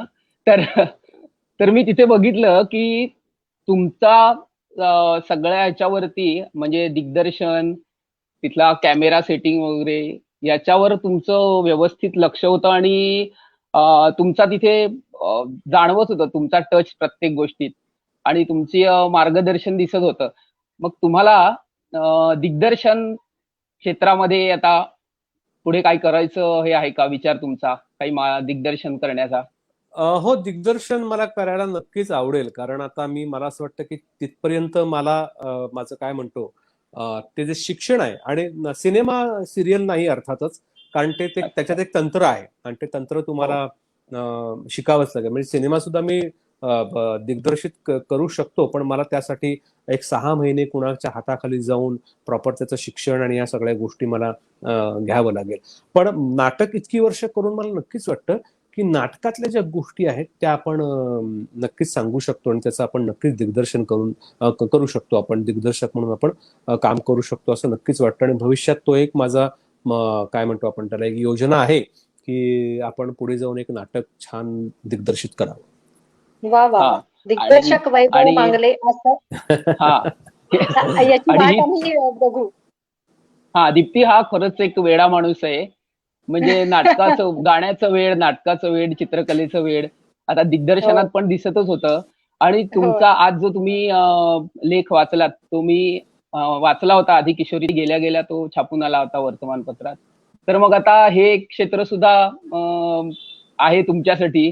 तर ह्याच्यात काही करायचा विचार आहे का किंवा तुम्ही काही लिहिलंय का की पुढे अजून? मला वाटतं अ, हं. मला वाटतं वैभवजींसाठी स्काय इज द लिमिट असाच त्यांच्या हा. भिंतीवरती लिहून ठेवलेला असेल बहुतेक. Sky is the limit. हा. नाही, पण खरंच तुम्हाला खरंच. सांगू का प्रत्येक क्षेत्रामध्ये मुसाफिरी करायला काहीच हरकत नसते असं वाटतं मला. हा. फक्त काय आहे त्याचा अभ्यास करून हा. त्याच्याविषयी जाणून घेऊन तुम्ही त्याच्यात उतरलं पाहिजे. अलीकडे खरंय. जर तुम्ही बघाल आमच्या इंडस्ट्रीमध्ये कोणी उठतं आणि दिग्दर्शक होतं, कोणी उठतं आणि सिनेमा रायटर. कारण ते काय आहे ते आता सोपं झालंय असं वाटतं. एक चांगला कॅमेरामन घेतला, एक चांगले 2-3 हम्म. असिस्टंट घेतले ज्याने अगोदर 2-3 सिनेमांना असिस्ट केलेलं आहे. हम्म. सहाय्यक दिग्दर्शक म्हणून काम केलं असं लोक घ्यायचे. एक सिनेमा गोष्ट करायची तयार, 1-2 हम्म. लेखकांना हाताशी धरून आणि मग दिग्दर्शक म्हणून नाव लावायचं. पण मला वाटतं ना हे फार उथळ आहे असं वाटतं मला. कारण फक्त तुम्ही स्वतःचं नुकसान नाही करून घेत याच्यामध्ये. तुम्ही त्या निर्मात्याचं, प्रेक्षकांचं सगळ्यांचं नुकसान करता. खरंय. कारण सिनेमा ही अत्यंत गंभीरपणे करायची गोष्ट आहे याचं कारण त्याच्यामध्ये काही कोट रुपये लागलेले असतात कोणाचे तरी. हो तर तुम्ही असं कोणाचं नुकसान करू नये असं वाटतं. काय होतं सिरियल करताना चॅनलवाले असतात ते स्क्रिप्टवर बसलेले असतात. असं पाहिजे तसं पाहिजे मग ते एक धारावाहिक आणतात दूरदर्शनवर आणि मग लोक त्याच्यात म्हणतात की अरे हा ट्रॅक चांगला नाही, तो ट्रॅक चांगला नाही. मग जो आवडणारा ट्रॅक आहे तो मग पुढे चालू करतात. मग सिरियल चालते, त्याच्यात नुकसान नाही कुणाचं होत ना. 6 महिन्यानंतर, वर्षानंतर ती सिरियल बंद होते, पण निर्मात्याला पैसे मिळतात, कलाकारांना पैसे मिळतात, चॅनलचं काही फारसं काही जात नाही त्यांचं. एक जातो, दुसरा शो येतो, तिसरा शो येतो, त्यांचं चालू असतं. नाटकाचं पण तसंच आहे. नाटकात दिग्दर्शक नाटक बसवतो, एक 25 प्रयोगामध्ये अंदाज येतो की बाबा हे नाटक चालणार आहे का नाही चालणार आहे, शासनाचं अनुदान आहे आणि ह्या सगळ्या गोष्टी असतात. त्याच्यातही निर्मात्याचं फार नुकसान होत नाही किंवा नटाला पैसे मिळतात, निर्मात्याला पैसे मिळतात, ते सगळं होत राहतं. निर्मात्याचं फार नुकसान होत नाही. पण सिनेमामध्ये एका वेळेस 2-2, 2.5 कोटी रुपये लागलेले असतात आणि तो निर्मात्या त्या सिनेमानंतर देशोधडीला लागतो. तर मला वाटतं ही अत्यंत गंभीरपणे करण्याची कला आहे आणि आपल्याकडे ते गांभीर्यानं लोक घेत नाहीत. म्हणून मी म्हटलं तुम्हाला की मला जर सिनेमाचं दिग्दर्शन करायचं असेल तर मला त्याची तयारी करायला पाहिजे, गृहपाठ करायला पाहिजे, अभ्यास करायला पाहिजे त्याचा, तर ते मी करू शकेन असं वाटतं मला. आम्ही वाट बघतोय. वैभवजी रसिक बघतायत खूप लाईव्हला आता आणि प्रेक्षकांमधून म्हणजे रसिकांमधून प्रश्न आलेत. मी एक प्रश्न घेते त्यातला. राजीव मोहिते म्हणून आहेत, जसं शास्त्रीय गायनामध्ये किशोरीताईंचा तुम्हाला शोध लागला, म्हणजे आत्मिक शोध अशा अर्थानं, तसं सिनेनाट्य क्षेत्रातील कुणी आत्मिक समाधानाने अभिनय, दिग्दर्शन, पटकथा लेखन म्हणून काम करण्याचा वसा घेतलेले अभ्यासू व्यक्तिमत्व यांची कधी जवळीक लाभली आहे का? मी त्या लेखात पण म्हटलं असेल, तुम्ही नीट ऐकला असेल तर, मला आमच्या क्षेत्रामध्ये काम करणारे मोठे भरपूर लोक आहेत, पण मला त्यांची कधी जाऊन भेट घ्यावी किंवा त्यांचं काय म्हणतो आपण त्याला, त्यांच्याशी जवळीक साधावी, असं कधी मनापासून वाटलं नाही. याचं कारण असं आहे, आता काही लोकांना ते फार बोचतं किंवा काही लोकांना ते आवडत नाही. मला अभिनय ही गोष्ट तशी दुय्यम कलेमधली वाटते. याचं कारण ती कलाच आहे शेवटी, ती काही त्याचं अमान्य करण्यामध्ये काही हे नाहीये. पण मला वाटतं की ना, ती अनेक गोष्टींवर अवलंबून असलेली गोष्ट आहे. ती खूप लोकाभिमुख कला आहे असं वाटतं मला. म्हणजे मी माझा घरी मी रोज अभिनय करतो असं म्हणून काही होत नाही ना. म्हणजे तो लोकांसमोर सादर केल्यावर त्याला स्क्रिप्ट चांगलं पाहिजे, ते दिग्दर्शन चांगलं पाहिजे, त्याला म्युझिक पाहिजे, त्याला लाईट पाहिजे. म्हणजे तुम्ही जर मोठा मोनोलॉग म्हणायला घेतलात एखादा, तर तुमच्यावर चांगला लाईट पडला पाहिजे, त्याला पाठीमागे व्हायोलिन वाजलं पाहिजे, तर त्यातला जो करुण रस आहे, त्यातला जो इमोशन आहे ते बाहेर येणार, मग लोक रडणार, मग तुम्ही रडणार वगैरे. अशा त्याच्या अनेक गोष्टी अवलंबून आहेत त्या त्या त्या कलेसाठी, तुमच्या समोर ते चांगलं वाटण्यासाठी. तर स्क्रिप्ट चांगलं नसेल आणि सहकलाकार चांगले मिळाले नाहीत आणि दिग्दर्शन चांगलं नसेल तर कुठलंच नाटक चालत नाही, कुठलाच सिनेमा चालत नाही. मग तुमचा चांगला अभिनय करून उपयोग काय? मांगल्याने त्या सिनेमात छान काम केलं पण सिनेमा वाईट होता, उपयोग काय? तर मला वाटतं की एक सांघिक कला आहे आणि ती लोकाभिमुख आहे. ते प्रत्यक्ष लोकांसमोर घडल्याशिवाय त्याला काही अर्थ नाही. पण संगीत आणि चित्रकला ह्या तशा या कला नाहीयेत. तुम्ही स्वतःला आधी घडवता, त्याचा आधी आत्मिक आनंद घेता, तुम्ही स्वतः त्याचा आनंद घेता, आधी स्वतः चांगलं वाईट ठरवता आणि मग ते कधीतरी कुणासमोर तरी येतं आणि म्हणतं की अरे अरे हा काय चित्रकार आहे, अरे हा काय गायक आहे, त्याचं गाणं ऐका, तो काय गाणं करतो, अरे असं होतं ना ते. आणि त्यासाठी खूप परिश्रम आहेत ना. आणि ज्यांच्या अंगी असे दैवी गुण असतात ते कलाकार मग भीमसेन जोशी असतात, ते कुमार गंधर्व असतात, त्या लता मंगेशकर असतात, त्या किशोरी आमोणकर असतात, तसे आपल्याकडे सुभाष अवचट असतात मोठे पत्रकार, तसे गायतोंडे असतात मोठे चित्रकार. तर हे हे तसं आहे ते. त्याच्यामुळे तुम्ही जो प्रश्न विचारलात की असं कोणी आहे का, तर मला वाटतं की असे बरेच लोक आहेत, नाही असं नाही, पण ते काय सांगणार, काही लोक सांगत नाहीत. मग तुम्ही जर विचारलत ना की काय बरं तुम्ही वाचता, तुम्ही काय बरं कशाचा अभ्यास करून तुम्ही हे जे आता करता ते तुम्ही कसं काय करता, हे लोक नाही सांगत, त्यांना सांगता येत नाही. आणि पुन्हा दुसरी गोष्ट अशी आहे आमच्या कलेमध्ये की मी अभिनय केलं तर मला त्याचे पैसे दे बरं, मी दिग्दर्शन केले तर मला त्याचे पैसे दे बरं. जिथे व्यवहार आला, जिथे पैसे आले, ती कला निसटली हातातून. म्हणून जोपर्यंत प्रायोगिक नाटकात जो आनंद मिळवत होतो आम्ही किंवा जो मिळायचा, तो व्यावसायिक नाटकात का बरं मिळत नाही? जी हौशी रंगभूमी आहे, जी गावोगावी होती, लोप पावली आता ती. त्यातून जो कलाकार आनंद मिळवत होते, वर्षातून एकदाच नमन व्हायचं, मला अजूनही आठवत आहे. मी आतापर्यंत एवढे शेकडो नाटकांचे प्रयोग बघितले असतील किंवा अनेक प्रकार बघितले असतील, पण माझ्या लहानपणी जे मी नमन बघितलंय त्यातली प्रेरणा काम करण्याची, त्यातली इंटेन्सिटी, ते जे म्युझिक, जे संगीत निर्माण व्हायचं त्या वातावरणामध्ये, आणि तो जो शिमग्याच्या काळातली जी सान भरण्याचा जो प्रकार होता, त्या तेवढ्याशा अवकाशामध्ये जे कलाकार निर्माण करायचे, त्याची तोड आजता गायत मी कुठल्याही स्टेजवरच्या परफॉर्मन्स मध्ये पाहिलेली नाही. खरंय. ते साधं, सात्विक, निर्मळ असं सगळं होतं ते. आणि तो जो अनुभव आहे, तो ज्या कलाकाराने घेतला असेल किंवा पाहणाऱ्याने घेतला असेल, तो अनुभव पैसे देऊन तुम्हाला नाही घेता येत, किंवा पैसे घेऊन ते काम तसं तो लोक नाही करत काम तसं. म्हणून चित्रकला आणि संगीत मोठ्या कला आहेत ना. लेखन, कादंबरी लेखन, कविता लेखन हे मोठं आहे ना. कादंबरीकार हे मोठे काय, संगीत. तुम्हाला एखादं जरा हे करतो, एखादं पुस्तक वाचलं किंवा एखादी कविता वाचली तर त्याला भेटावं असं वाटलं, अशी एखादं पुस्तक किंवा हे असेल तर सांगा. मला पुस्तक वाचल्यावर शीना पेंडसेंना फार भेटावं असं वाटलं होतं. ओ, पण मी त्यावेळेस जेव्हा पण काय म्हणतो आपण त्याला, मुंबईत आलो तेव्हा ते खूप एकतर वयोवृद्ध झाले होते आणि तसे भेटायला ते कोणाला देत नसत असं. पण तेव्हा आपलं काही नावही नव्हतं झालेलं की बाबा वैभव मागले नावाचं तुम्हाला भेटायला येणार आहे. तर तेव्हा भेट नाही झाली तेव्हा. पण मला पेंडसेंना भेटायची फार इच्छा होती, कारण जसं मला आता नेमाड्यांना भेटायची फार इच्छा आहे.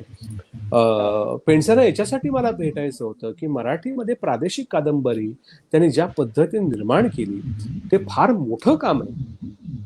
हो, म्हणजे तुंबाडचे खोतचा भाग पहिला हा अशक्य कोटीतला लिहिलेला आहे त्यांनी.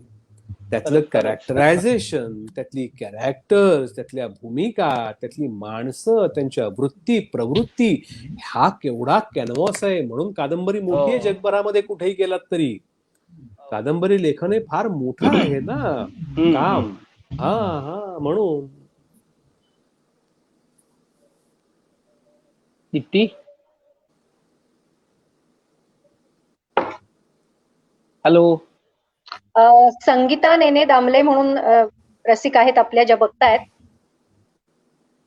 कोरोना काळात गावी आलेले असतानाही त्यांनी आपली कला जोपासण्यासाठी वेळ दिला होता, याबद्दलही काही सांगा ना. सांगून झालंय बरचसं त्याच्याविषयी. पण मी गावी आलो होतो तेव्हा असं काही एवढं होईल असं वाटलं नव्हतं. मला वाटलं एक महिन्याभरामध्ये सगळं हे आटपेल, पण त्याचं काय झालंय ते आपण बघतो पुढे कोरोनाचं. पण त्या काळात माझे रंग होते माझ्या बरोबर, पण कागद संपले होते आणि दुसरा उद्योग काहीच नव्हता. सकाळी उठायचं, नाश्ता करायचा, फिरून यायचं, मुलांना आंघोळीला नदीवर घेऊन जायचं, त्यांना घेऊन यायचं परत. मग फणस, आंबे हे होतं सगळं त्या काळात. दुपारी जेवायचं, मग जरा झोपायचं, मग जरा परत फिरून यायचं, मग परत संध्याकाळी जेवायचं, परत झोपायचं, एवढाच कार्यक्रम होता, दुसरं काय होतं. पण बरं काय होतं, त्यातल्या त्यात मुलांना बागडताना पाहणं हा त्या दरम्यानचा माझा फार करमणुकीचा कार्यक्रम होता.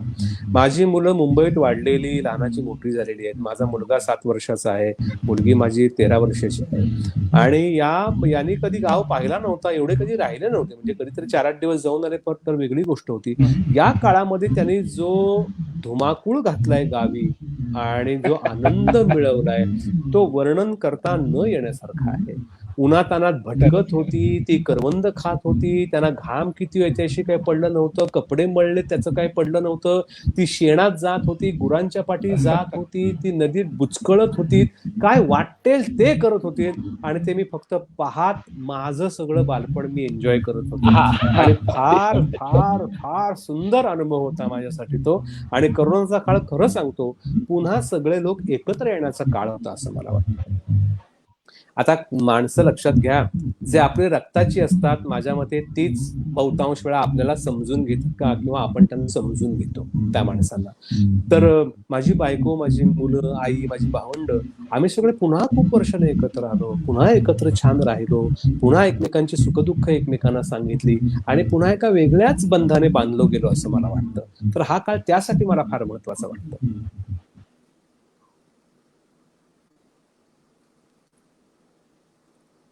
दीप्ती माईक ऑफ आहे. सॉरी. हो, येस. राजीव मोहिते यांचा आणखीन एक प्रश्न आहे. तत्पूर्वी मिलिंद पोंक्षेंनी एक खूप छान कमेंट केली आहे. वैभव यांची स्क्रीन पेक्षा आज खूप वेगळी ओळख झाली या कार्यक्रमातून. खूपच प्रगल्भ आणि संवेदनशील सहृदय व्यक्तिमत्व आम्हाला मिळालं. वा, धन्यवाद. मोहिते यांचा प्रश्न असा आहे की स्वतःच्या अभिनयातून काही शोधण्याचा प्रयत्न केला आहे का, किंवा अभिनयाला कसं घेता? अभिनयातून नाही शोधता येत हो. कारण काय होतं की तुम्हाला लेखक जे लिहून देतो, आणि आजकाल जे लिखाण चालू आहे, तर ते मला वाटतं की ते व्यावसायिक आहे. सर्वसामान्य लोकांना काय आवडेल या पद्धतीचं लिखाण समोर येतं. मग लोकांना मग तद्दन विनोदी नाटकं आवडतात, मग त्या पद्धतीची नाटकं करायची, किंवा मग वैभवजी एकच मिनिट डिस्टर्ब करते. हा गोपाळ दादा, तुझं बोलून झालं असेल तर फक्त माईक ऑफ कर, मला वाटतं पुन्हा ऐकायला हो, येते त्याचं आम्हाला. पुन्हा ऐकायला येते. Okay okay. हा, हॅलो. हा, आता बरोबर आहे. हा, नाही, अजूनही नाही येत आहे. माईक ऑफ ओके, नाही तुझा. एक मिनिट. हॅलो. हा, आता बरोबर आहे. तर ते लोकांना आवडेल असं त्याच्यामध्ये काम करावं लागतं ना. म्हणजे लेखकाने, आता एकच अनुभव मला फार चांगला आला एवढ्या वर्षामध्ये, तो म्हणजे वाडा चिरेबंदी आणि मग्न तळ्याकाठी ही महेश एलकुंचवारांची 2 नाटकं करताना. वाडा चिरेबंदी तर क्लासिकच आहे. म्हणजे ते माझ्या मते कुठल्याही समाजाच्या कालखंडामध्ये आपण ते केलं तरी ते कधी, जोपर्यंत नातेसंबंध टिकून आहे, जोपर्यंत रक्ताची नाती आपण मानतो, त्यातले इमोशन्स मानतो, भावना मानतो, तोपर्यंत हे नाटक कधी शिळं होणार नाही असं वाटतं मला. तर ते नाटक करताना तुम्ही जो प्रश्न विचारलात मोहिते, तो कुठेतरी अनुभव मला आला असं वाटतं. कारण जसं किशोरीताई म्हणायच्या की प्रत्येक रागाला त्याचं एक मन असतं, त्याला त्याचा भाव असतो. तसाही प्रत्येक भूमिकेला त्याचा भाव असतो. त्याला त्या त्या नाटकामध्ये त्याचं एक चांगलं वाईट पण असतं. त्याचा एक बुद्ध्यांक असतो, त्याचा परोपकार असतो, त्याचा स्वार्थ असतो. ते षड्रिपूंमधल्या कुठल्या तरी रसामध्ये ते बांधलेलं असतं. म्हणजे प्रत्येक वैयक्तिक जीवनामध्ये प्रत्येक माणूस हा खलनायक नसतो, किंवा प्रत्येक माणूस हा राम नसतो, किंवा तो चांगला माणूस नसतो. तर तो अनेक राम, रावण, या बिभीषण, या सगळ्यांनी तो बनलेला एक माणूस असतो. त्याच्या भूमिका दर टप्प्याला वेगवेगळ्या, तो आई वडील, मुलांसाठी, बायकोसाठी वेगळा असतो, तो शेजारच्यांसाठी वेगळा असतो, तो मित्रांसाठी वेगळा असतो, तो ज्या ठिकाणी व्यवहार करतो त्या ठिकाणी तो वेगळा असतो. तर हे सगळे त्याच्यामध्ये काय म्हणतो आपण, ते षड्रिपू असतात त्याच्यामध्ये. तर नाटकामध्ये तसं करताना तुला 2 तासाच्या त्या संहितेमध्ये आपण त्याला कलर द्यायला लागतो. ग्रे शेड असेल तर मग तो ग्रे शेडच्या कुठल्या याच्यामध्ये आहे, तो कुठल्या, तो काळसर रंगाकडे झुकलाय का तो पांढरट रंगाकडे जास्त झुकलाय. तुला त्याच्या शेड काढाव्या लागतात, त्याचे रंगाचा पोत ठरवावा लागतो, आणि मग त्याबरोबर हुकूम ते काम करावं लागतं. म्हणजे वाडा चिरेबंदी करताना त्याच्यामध्ये नाटक संपल्यावर अंततः कोणीच विलन नाही, किंवा कोणीच त्याच्यामध्ये खलनायक नाही, आणि कोणीच हिरो नाही. सगळेच परिस्थितीने गांजलेले लोक आहेत याच्यामध्ये. आणि आपण वैयक्तिक आयुष्यामध्ये सुद्धा परिस्थितीने गांजलेलेच असतो.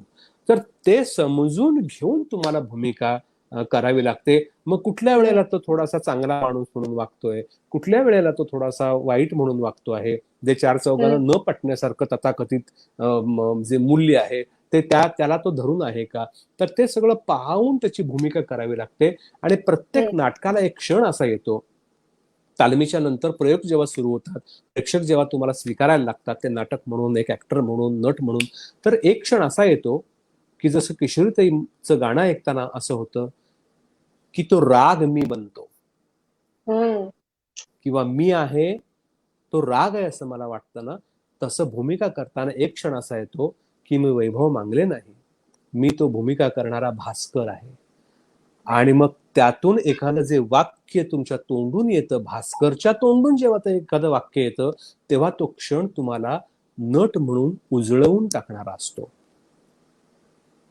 मला पूर्णपणे विसरून जेव्हा मी भास्कर असतो त्या वाक्यासाठी, त्या 2 क्षणांसाठी, तो क्षणासाठी नट नाटक करतो. आणि मला वाटतं ते फार नाटक मोठं असतं, म्हणून याच्यासाठी नाटक मोठं असतं. खरंय.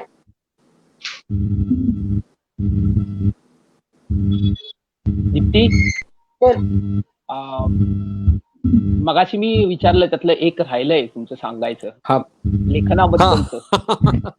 हा, तर लेखनाबद्दलचं राहायचं सांगू. माझ्याकडे लेखनाची कला नाही, कारण लेखनासाठी एक वेगळी बैठक असायला लागते. त्याचा एक वेगळाच फुलोरा आहे. म्हणजे पेणसे जी वाक्यरचना करत असत ते आता आपण बोलतोय असं वाटायचं. हो. म्हणजे ही वाक्य आता मी बोलतोय, माझ्या आजूबाजूला कोणतरी बोलतंय ही वाक्य, असं वाटण्याचा अनुभव ते त्यांच्या वाक्यातून देत असत. म्हणून ते मोठे, म्हणून पेणसे मोठे आहेत ना. म्हणजे त्यांचं हात्या वाचा, त्यांचं रथचक्र वाचा, त्यांचा गारंबीचा बापू, गारंबीची राधा वाचा. एक मिनिट डिस्टर्ब करते. हॅलो, गोपाळ दादा माईक ऑफ कर किंवा इयरफोन्स वापर.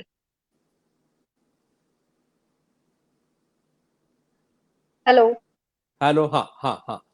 तर ते जे काम आहे, तर ते काम करण्यासाठी एक वेगळी बैठक लागते.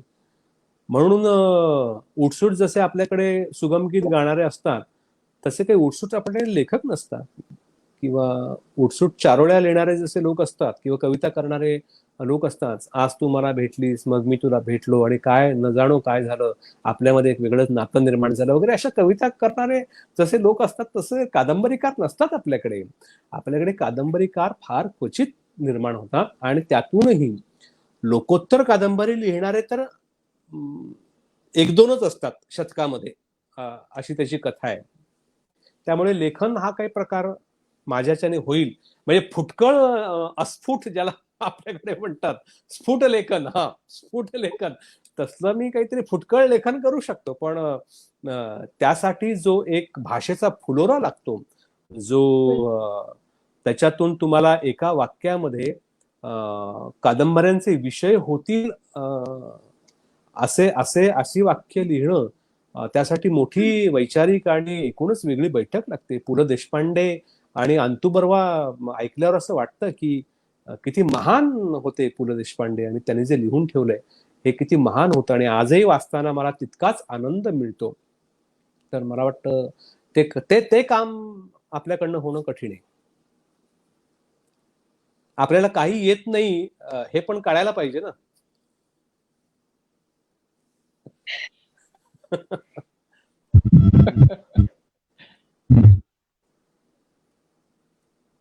गोपाळ दादा काही विचारायचंय?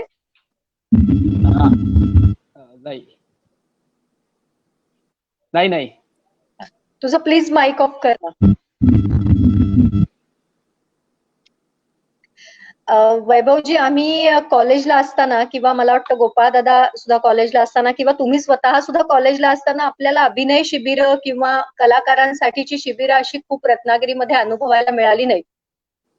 पण आजचा तुमचा हा लेखकाचा अर्धा तास जो आहे, तो आमच्यासारख्या स्टेजवर बागडणाऱ्या लोकांसाठीच अर्ध्या तासाचं का होईना, पण एक वर्कशॉप असल्याचा फील मला आता येतोय. आणि नुसतंच अभिनेता म्हणून नव्हे, तर एक परिपूर्ण कलाकार बनण्यासाठी म्हणून किती तीक्ष्ण संवेदना असायला हव्यात. म्हणजे ही मुलाखत खरं तर प्रत्येकाने पुन्हा पुन्हा ऐकण्यासारखी आहे आजची. येस, धन्यवाद दीप्ती, धन्यवाद. एक प्रश्न आहे रसिकांकडून, सुयोग पाध्ये म्हणून, 5 पुस्तकं सांगू शकाल का जी सर्वांनी वाचलीच पाहिजेत असं तुम्हाला वाटतं? हो, आहेत ना. सर्वात प्रथम आधी वाचायला घ्या ते म्हणजे पु ल देशपांड्यांचं व्यक्ती आणि वल्ली. त्यानंतर नेमाड्यांचं कोसला, नेमाड्यांची हिंदू, टोकदार सावलीचे वर्तमान, रंगनाथ पाठारेंची जी आहे, किंवा आता रंगनाथ पाठारेंची आता एक कादंबरी आलेली आहे की 7 कुलांचा वृत्तांत, काहीतरी त्याचं नाव आहे, ते कादंबरी आहे. त्याच्यानंतर एक सेपियन्स नावाचं एक पुस्तक आहे, इव्हान नोवा हरारी नावाचे एक ज्यू समाजशास्त्रज्ञ आहेत. ते पुस्तक सगळ्यांनी वाचायला पाहिजे. माझं काही इंग्लिश बरं नाही, त्यामुळे मी इंग्लिश नाही वाचलं, ते मराठी त्याचा अनुवाद केलेला आहे. तर तो अनुवाद तुम्ही प्रत्येकाने ते पुस्तक घेऊन वाचलं पाहिजे. अशासाठी ते पुस्तक वाचल्यानंतर माझा दृष्टिकोनच बदलला. एकूण मानवी जातीकडे पाहण्याचा, एकूण सगळ्या कलांकडे पाहण्याचा आणि एकूण जीवनाकडे पाहण्याचा दृष्टिकोनच माझा पार बदलून गेला. याचं कारण उत्क्रांतीच्या टप्प्यामध्ये माणूस कसकसा पुढे येत गेला आणि काय काय गोष्टी त्याने हरवल्या आणि काय काय गोष्टी निसर्गाला त्याने क्षती पोहोचवली, काय काय कृत्याने त्याच्या. आणि आतापर्यंतच्या टप्प्यापर्यंत अनेक जगातले धर्म, जाती व्यवस्था, अनेक मोठे युगप्रवर्तक, समाजशास्त्रज्ञ, इतिहासकार, मानसोपचार तज्ञ या सगळ्याचा त्याने इतका छान धांडोळा घेतलेला आहे आणि सगळ्यात शेवटी येऊन तो बुद्धापाशी थांबतो. हे मला जास्त महत्वाचं वाटलं त्या पुस्तकामध्ये. आणि बुद्धापाशी येऊन थांबला आणि बुद्धाने काय सांगितलं हे त्याने त्या पुस्तकात सांगितलंय. आणि जगातले मोठमोठे मानसोपचार तज्ञ जेव्हा बुद्धाला फॉलो करतात तेव्हा मला कळलं की मी तर बुद्ध आधीपासूनच फॉलो करतोय. बुद्धाची शिकवण आणि बुद्धाचं तत्वज्ञान मला जगातला तो थोर तत्वज्ञ वाटतो, तत्वज्ञानी आहे असं मला वाटतं बुद्ध.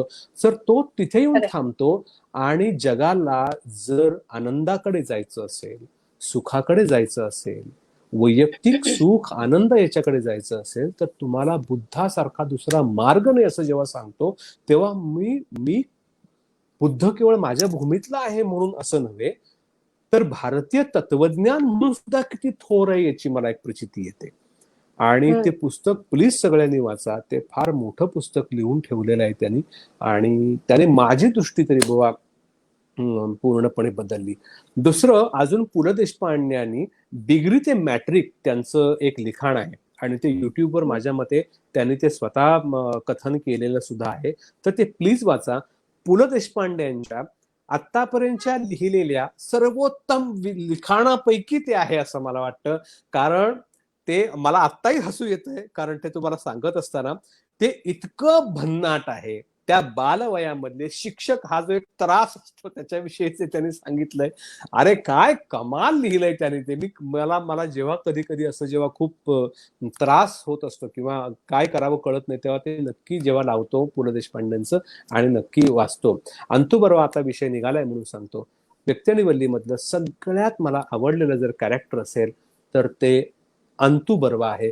कारण ते अतिशय माझ्या रत्नागिरीतला आहे म्हणून मी सांगत नाहीये पण तो जो अर्क आहे तो अतिशय परिपूर्ण आहे असं मला वाटतं. ते परफेक्ट परिपूर्ण व्यक्तिचित्रण आहे असं मला वाटतं ते.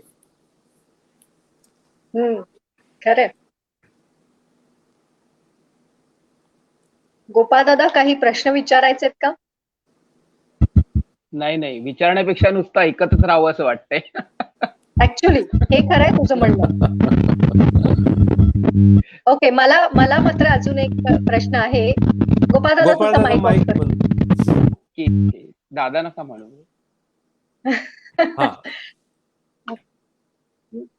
अभिनय, स्वर, चित्र या सगळ्या गोष्टींकडे कलाकार म्हणून बघताना साधर्म्य, फरक आणि मर्यादा अशा काही लक्षात येतात? परत विचार. अभिनय, स्वर, चित्र या सगळ्याकडे बघत असताना कलाकार म्हणून साम्य, फरक आणि मर्यादा काही लक्षात येतात का? नाही, ह्या सगळ्या प्रश्नांची उत्तर तुझ्या ज्या प्रश्नाचं उत्तर आहे ते याच्या अगोदर मी दिलेलं आहे, बऱ्यापैकी दिलेलं आहे. साम्य तेच आहे की कुणाचं तरी एक फार प्रसिद्ध सायंटिस्टचं का कुठल्या तरी आर्टिस्टचं एक वाक्य आहे की सगळ्या कलांना शेवटी संगीत व्हायचं असतं. तर हे जेव्हा आपण ऐकतो तेव्हा तुम्हाला त्याची प्रचिती येते की सगळ्यामध्ये म्युझिक आहे, संगीत आहे. आणि ते संगीत म्हणजे काय तथाकथित संगीत आहे का? नाही, तर ते तुमच्या मनावर कुठेतरी उमटतं. ते जेव्हा मनावर उमटतं तेव्हा एक आनंद लहरी तयार होतात. पुन्हा तेच तुला सांगतोय, मी फेडररची मॅच बघत असताना मला संगीतच ऐकू येतं. मी एखादा सुंदर काम बघत असताना मला संगीतच ऐकू येतं. मनोज वाजपेयीचं काम बघताना मला संगीत ऐकू येतं. नवाजुद्दीन सिद्दीकी काम करतो तेव्हा मला संगीत ऐकू येतं. आता जो बधाई हो नावाचा सिनेमा आला होता त्याच्यामध्ये गजराज नावाचा जो ऍक्टर आहे, जो नीरज गुप्ताचा नवरा झालेला आहे, त्याचं काम बघा, त्याचं काम बघताना संगीत ऐकू येतं. बॅरिस्टर नाटक बघताना संगीत ऐकू येतं. विक्रम गोखलेंचं काम बघताना संगीत ऐकू येतं. तर मला वाटतं की सगळ्यामध्ये म्युझिक आहे, ते तुमच्या संवेदनांच्या पातळीवर तुम्ही कसं कसं शोधता, हा फार महत्वाचा मुद्दा आहे असं वाटतं मला. आणि त्यातलं एक अस्थेटिक सेन्स आपण ज्याला म्हणतो, त्यातलं जे सौंदर्य शास्त्र आहे, प्रत्येक माणसाला हे फार अत्यंत गरजेचं आहे की तुम्ही सौंदर्याचे उपासक असलं पाहिजे.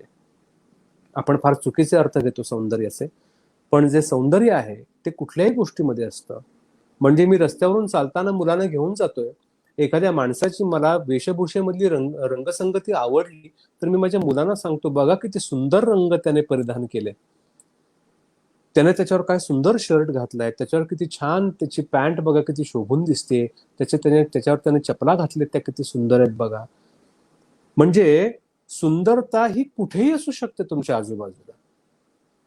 एखाद दिवशी आई अशी आमटी करते डांबे घालून की पहिला भुरका मारल्या मारल्या डोळ्यात पाणी येतं. तर मला वाटतं की त्यातही सौंदर्य आहे तिने बनवलेल्या त्या आमटीमध्ये. चव हे काय आहे? तर मला वाटतं की त्यात तुम्ही सौंदर्याचे उपासक असले पाहिजे. आणि हे मला जिथे जिथे म्हणून सौंदर्य आहे, ज्या ज्या कलांमध्ये सुंदरता भरलेली आहे, ते मला सगळीकडे साम्य वाटतं. या सगळ्या कलांमध्ये फरक म्हणशील तर असं काही मला काही करता आलेलं नाही आतापर्यंत, किंवा मी तो तसं काही करत नाही.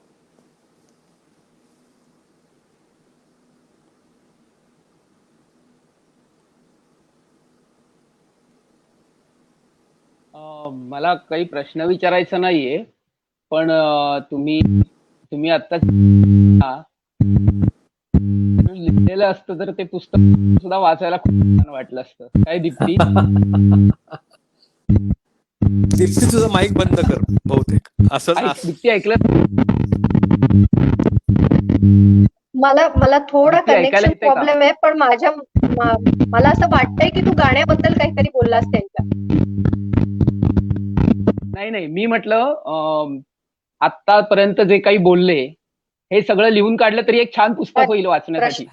आणि मगाशी तुम्ही बोलत असताना मी थांबवलं नाही, पण मुलांबद्दल तुम्ही जेव्हा बोलत होता, तुम्ही तुमचं बालपण अनुभवलं हे सांगत असताना, ते मात्र शब्दबद्ध जरूर करा, आम्हाला ते वाचायला आवडेल.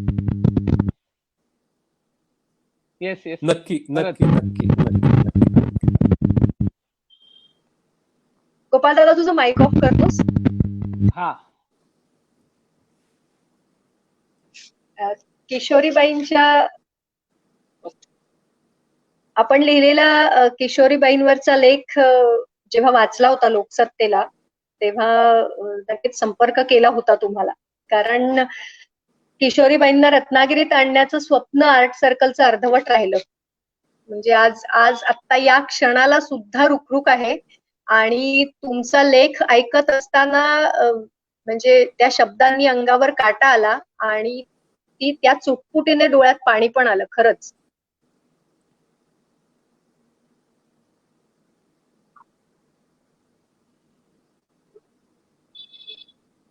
हॅलो. हो. मला कानविंदे म्हणाले होते की त्यांना तो कार्यक्रम रत्नागिरीत करायचा होता, पण ते राहून गेलं काही कारणाने. पण रत्नागिरीत ताईंचं गाणं माझ्या मते कधीच नाही झालंय याच्या अगोदर, कधी नाही झालंय गाणं. तर मला एक खंत वाटते की आपण कोकणातले एवढे गाण्याचे दर्दी लोक असून सुद्धा आपण कधी या गायकांना असं फ्रिक्वेंटली किंवा वारंवार त्यांना कधी बोलावलं नाही आपण, असं वाटतं मला.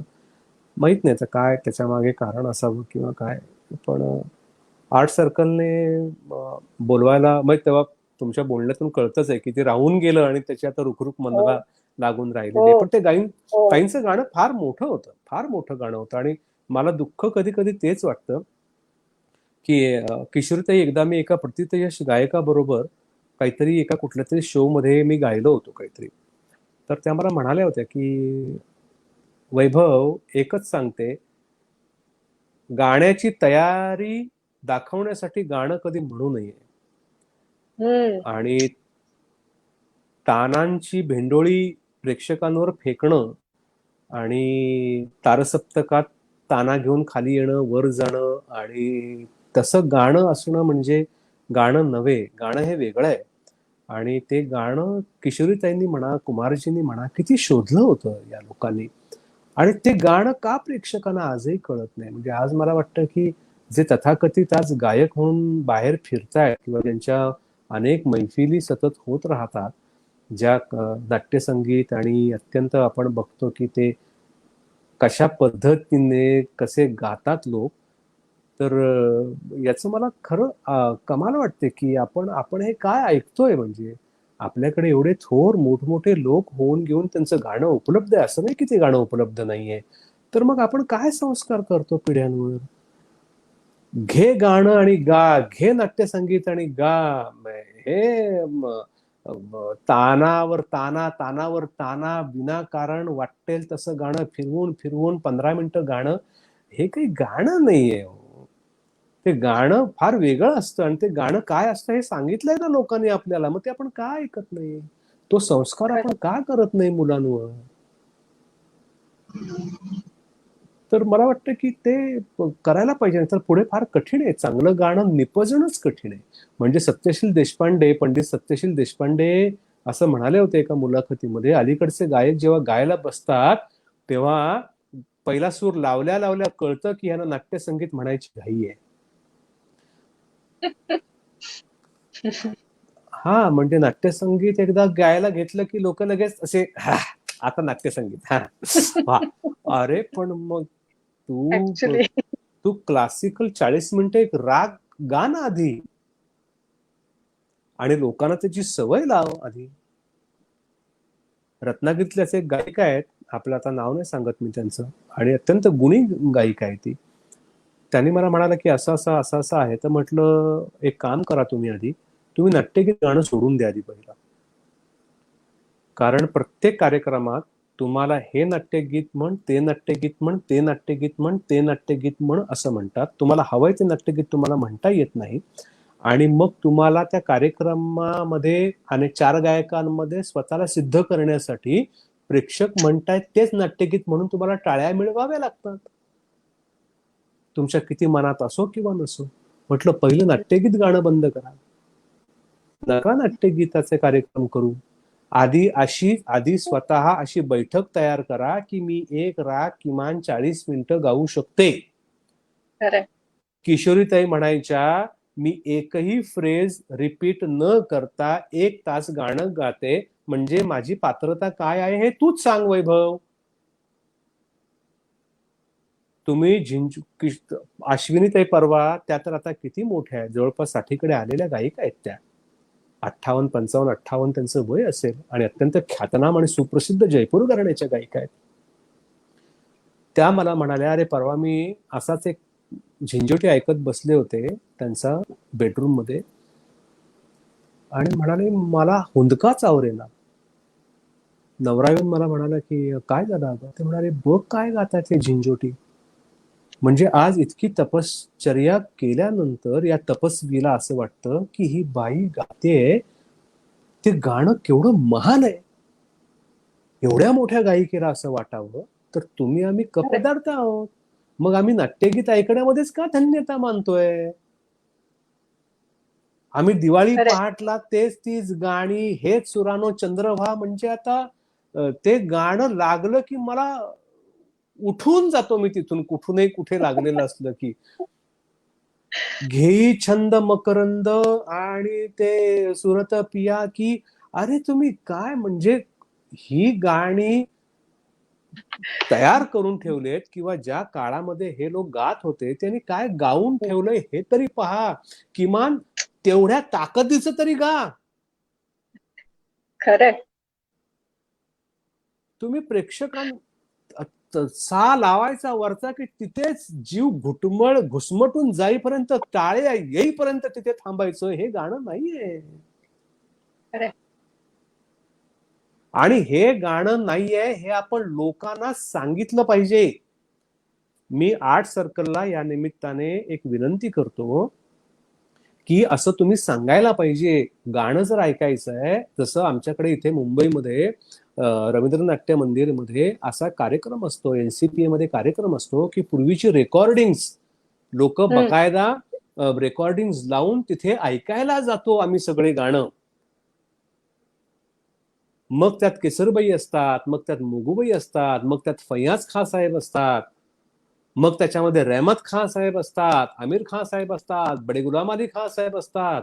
या सगळ्यांना तिथे जाऊन त्यांचे रेकॉर्डिंग लावून 2-2, 3-3 मिनिटाची जी काही अवेलेबल आहे ते लोक तिथे ऐकतात, तो आनंद घेतात आणि मग कळतं की अरे केवढं मोठं आहे अभिजात शास्त्रीय संगीत आणि आपण कुठे अडकून पडलोय. खरंय. असा हात करून फोटो देतात याच्यावर पेपरमध्ये आणि म्हणतात की हा आजचा हा गायक तो गायक. चांगलं गाणं काय आहे हा संस्कार करण्याची वेळ आहे आणि आपण ती केली पाहिजे असं मी सांगतो लोकांना. खरंय खरंय.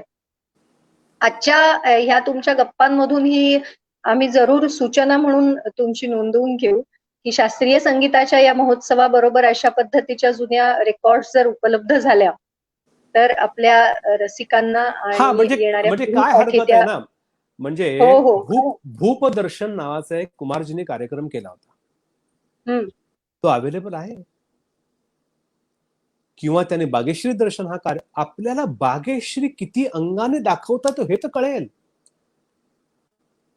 किशोरीबाईचं गाणं तुम्ही दुर्दैवाने ठेवू शकला नाहीत आपल्याकडे, पण एक किशोरीताईंची एक मैफिल ठेवूया ना आपण. किशोरीताईंचं छान रेकॉर्डिंग लावू आणि आपण 2 तास किशोरीताईंना ऐकू. खरंय. असं का नाही करता येणार. त्यांच्या एखाद्या पुण्यतिथीच्या कार्यक्रमाला किंवा अशा त्यांच्या दिनाच्या दिवशी असा कार्यक्रम आपल्याला अगदीच करता येऊ शकतो. आणि संपूर्ण आपण कलाप्रेमी जे आहोत त्या सगळ्या कलाप्रेमींनी तिथे जमून आपण तो कार्यक्रम ऐकायला काय हरकत आहे. कुमारजींच्या जयंतीला पुण्यतिथीला त्यांचा एखादा असा कार्यक्रम करूया, मल्लिकार्जुनांचा असा कार्यक्रम. आता भलेही ते लोक हयात नाहीयेत पण त्यांचं गाणं तर हयात आहे आणि ते संपणार नाहीये. ते तुम्ही जेवढं ऐकाल तेवढं तुम्हाला ते अधिकाधिक देत जातं. तर हा अनुभव घेऊया ना आपण रेकॉर्डिंग ऐकून. खरंय खरंय खरंय, अगदी खरंय. ही खरंच एक खूप चांगली सूचना म्हणून आज तुमच्याकडून आली आहे. मी ती ग्रुपकडे नक्की पुढे पाठवीन. खूप वेळ झाला आता ना, थांबूया आता. येस, पण रसिकांकडून खूप खूप असं सांगणं आहे की दीप्तीच्या धन्यवादने आजच्या कार्यक्रमाचा शेवट नको आहे. आज आम्ही वैभवजींच्या स्वरांनी आमचा मोबाईल बंद करू इच्छितो. अरे बापरे, आता तू वेळ आणलीस माझ्यावर गाण्याची. गाणं गाणं गाणं गाणं गाणं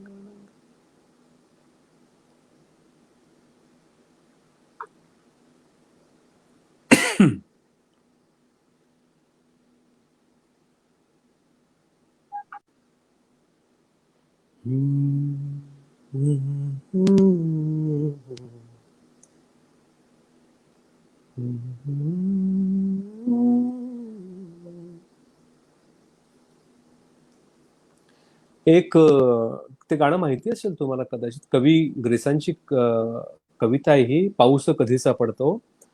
आणि शब्द संगीत यशवंत देवांचं आहे. माझ्या मते अरुण दाते आणि अनुराधा पौडवाल दोघांनी पण ते नंतर नंतर गायलेलं गाणं आहे. ते गातो, खूप सुंदर गाणं आहे ते.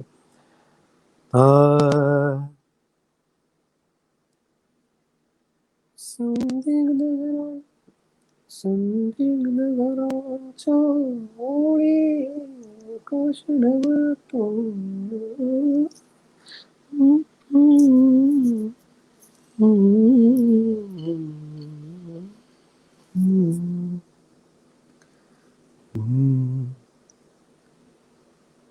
पाऊस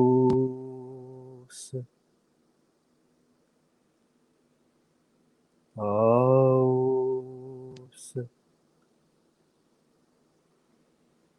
पाऊस कधीचा पडतो पाऊस, कधीचा पडतो झाडांची हलती पाने, हलकेच जाग मजाली, दुःखाच्या मंद सुराने पाऊस कधीचा पडतो झाडांची हलती पाने, हलकेच जाग मजाली, दुःखाच्या मंद सुराने पाऊस कधीचा पडतो. संदिग्ध घरांच्या ओळी, आकाश ढवळतो वारा, संदिग्ध घरांच्या ओळी, आकाश ढवळतो वारा, माझ्याच किनाऱ्यावरती लाटांचा आज पहारा, लाटांचा आज पहारा, आज पहारा, आज पहारा, पाऊस कधीचा पडतो झाडांची हलती पाने, हलकेच जाग मजाली, दुःखाच्या मंद सुराने पाऊस कधीचा पडतो, पाऊस कधीचा पडतो, पाऊस कधीचा पडतो. धन्यवाद, थँक्यू. मजा फिरण्याची ऐकलं होतं गाणं, आणि आता हे म्युझिक शिवाय ऐकलं एकदम बहारदार, मस्त. वैभवजी खूप आभार, थँक्यू सो मच.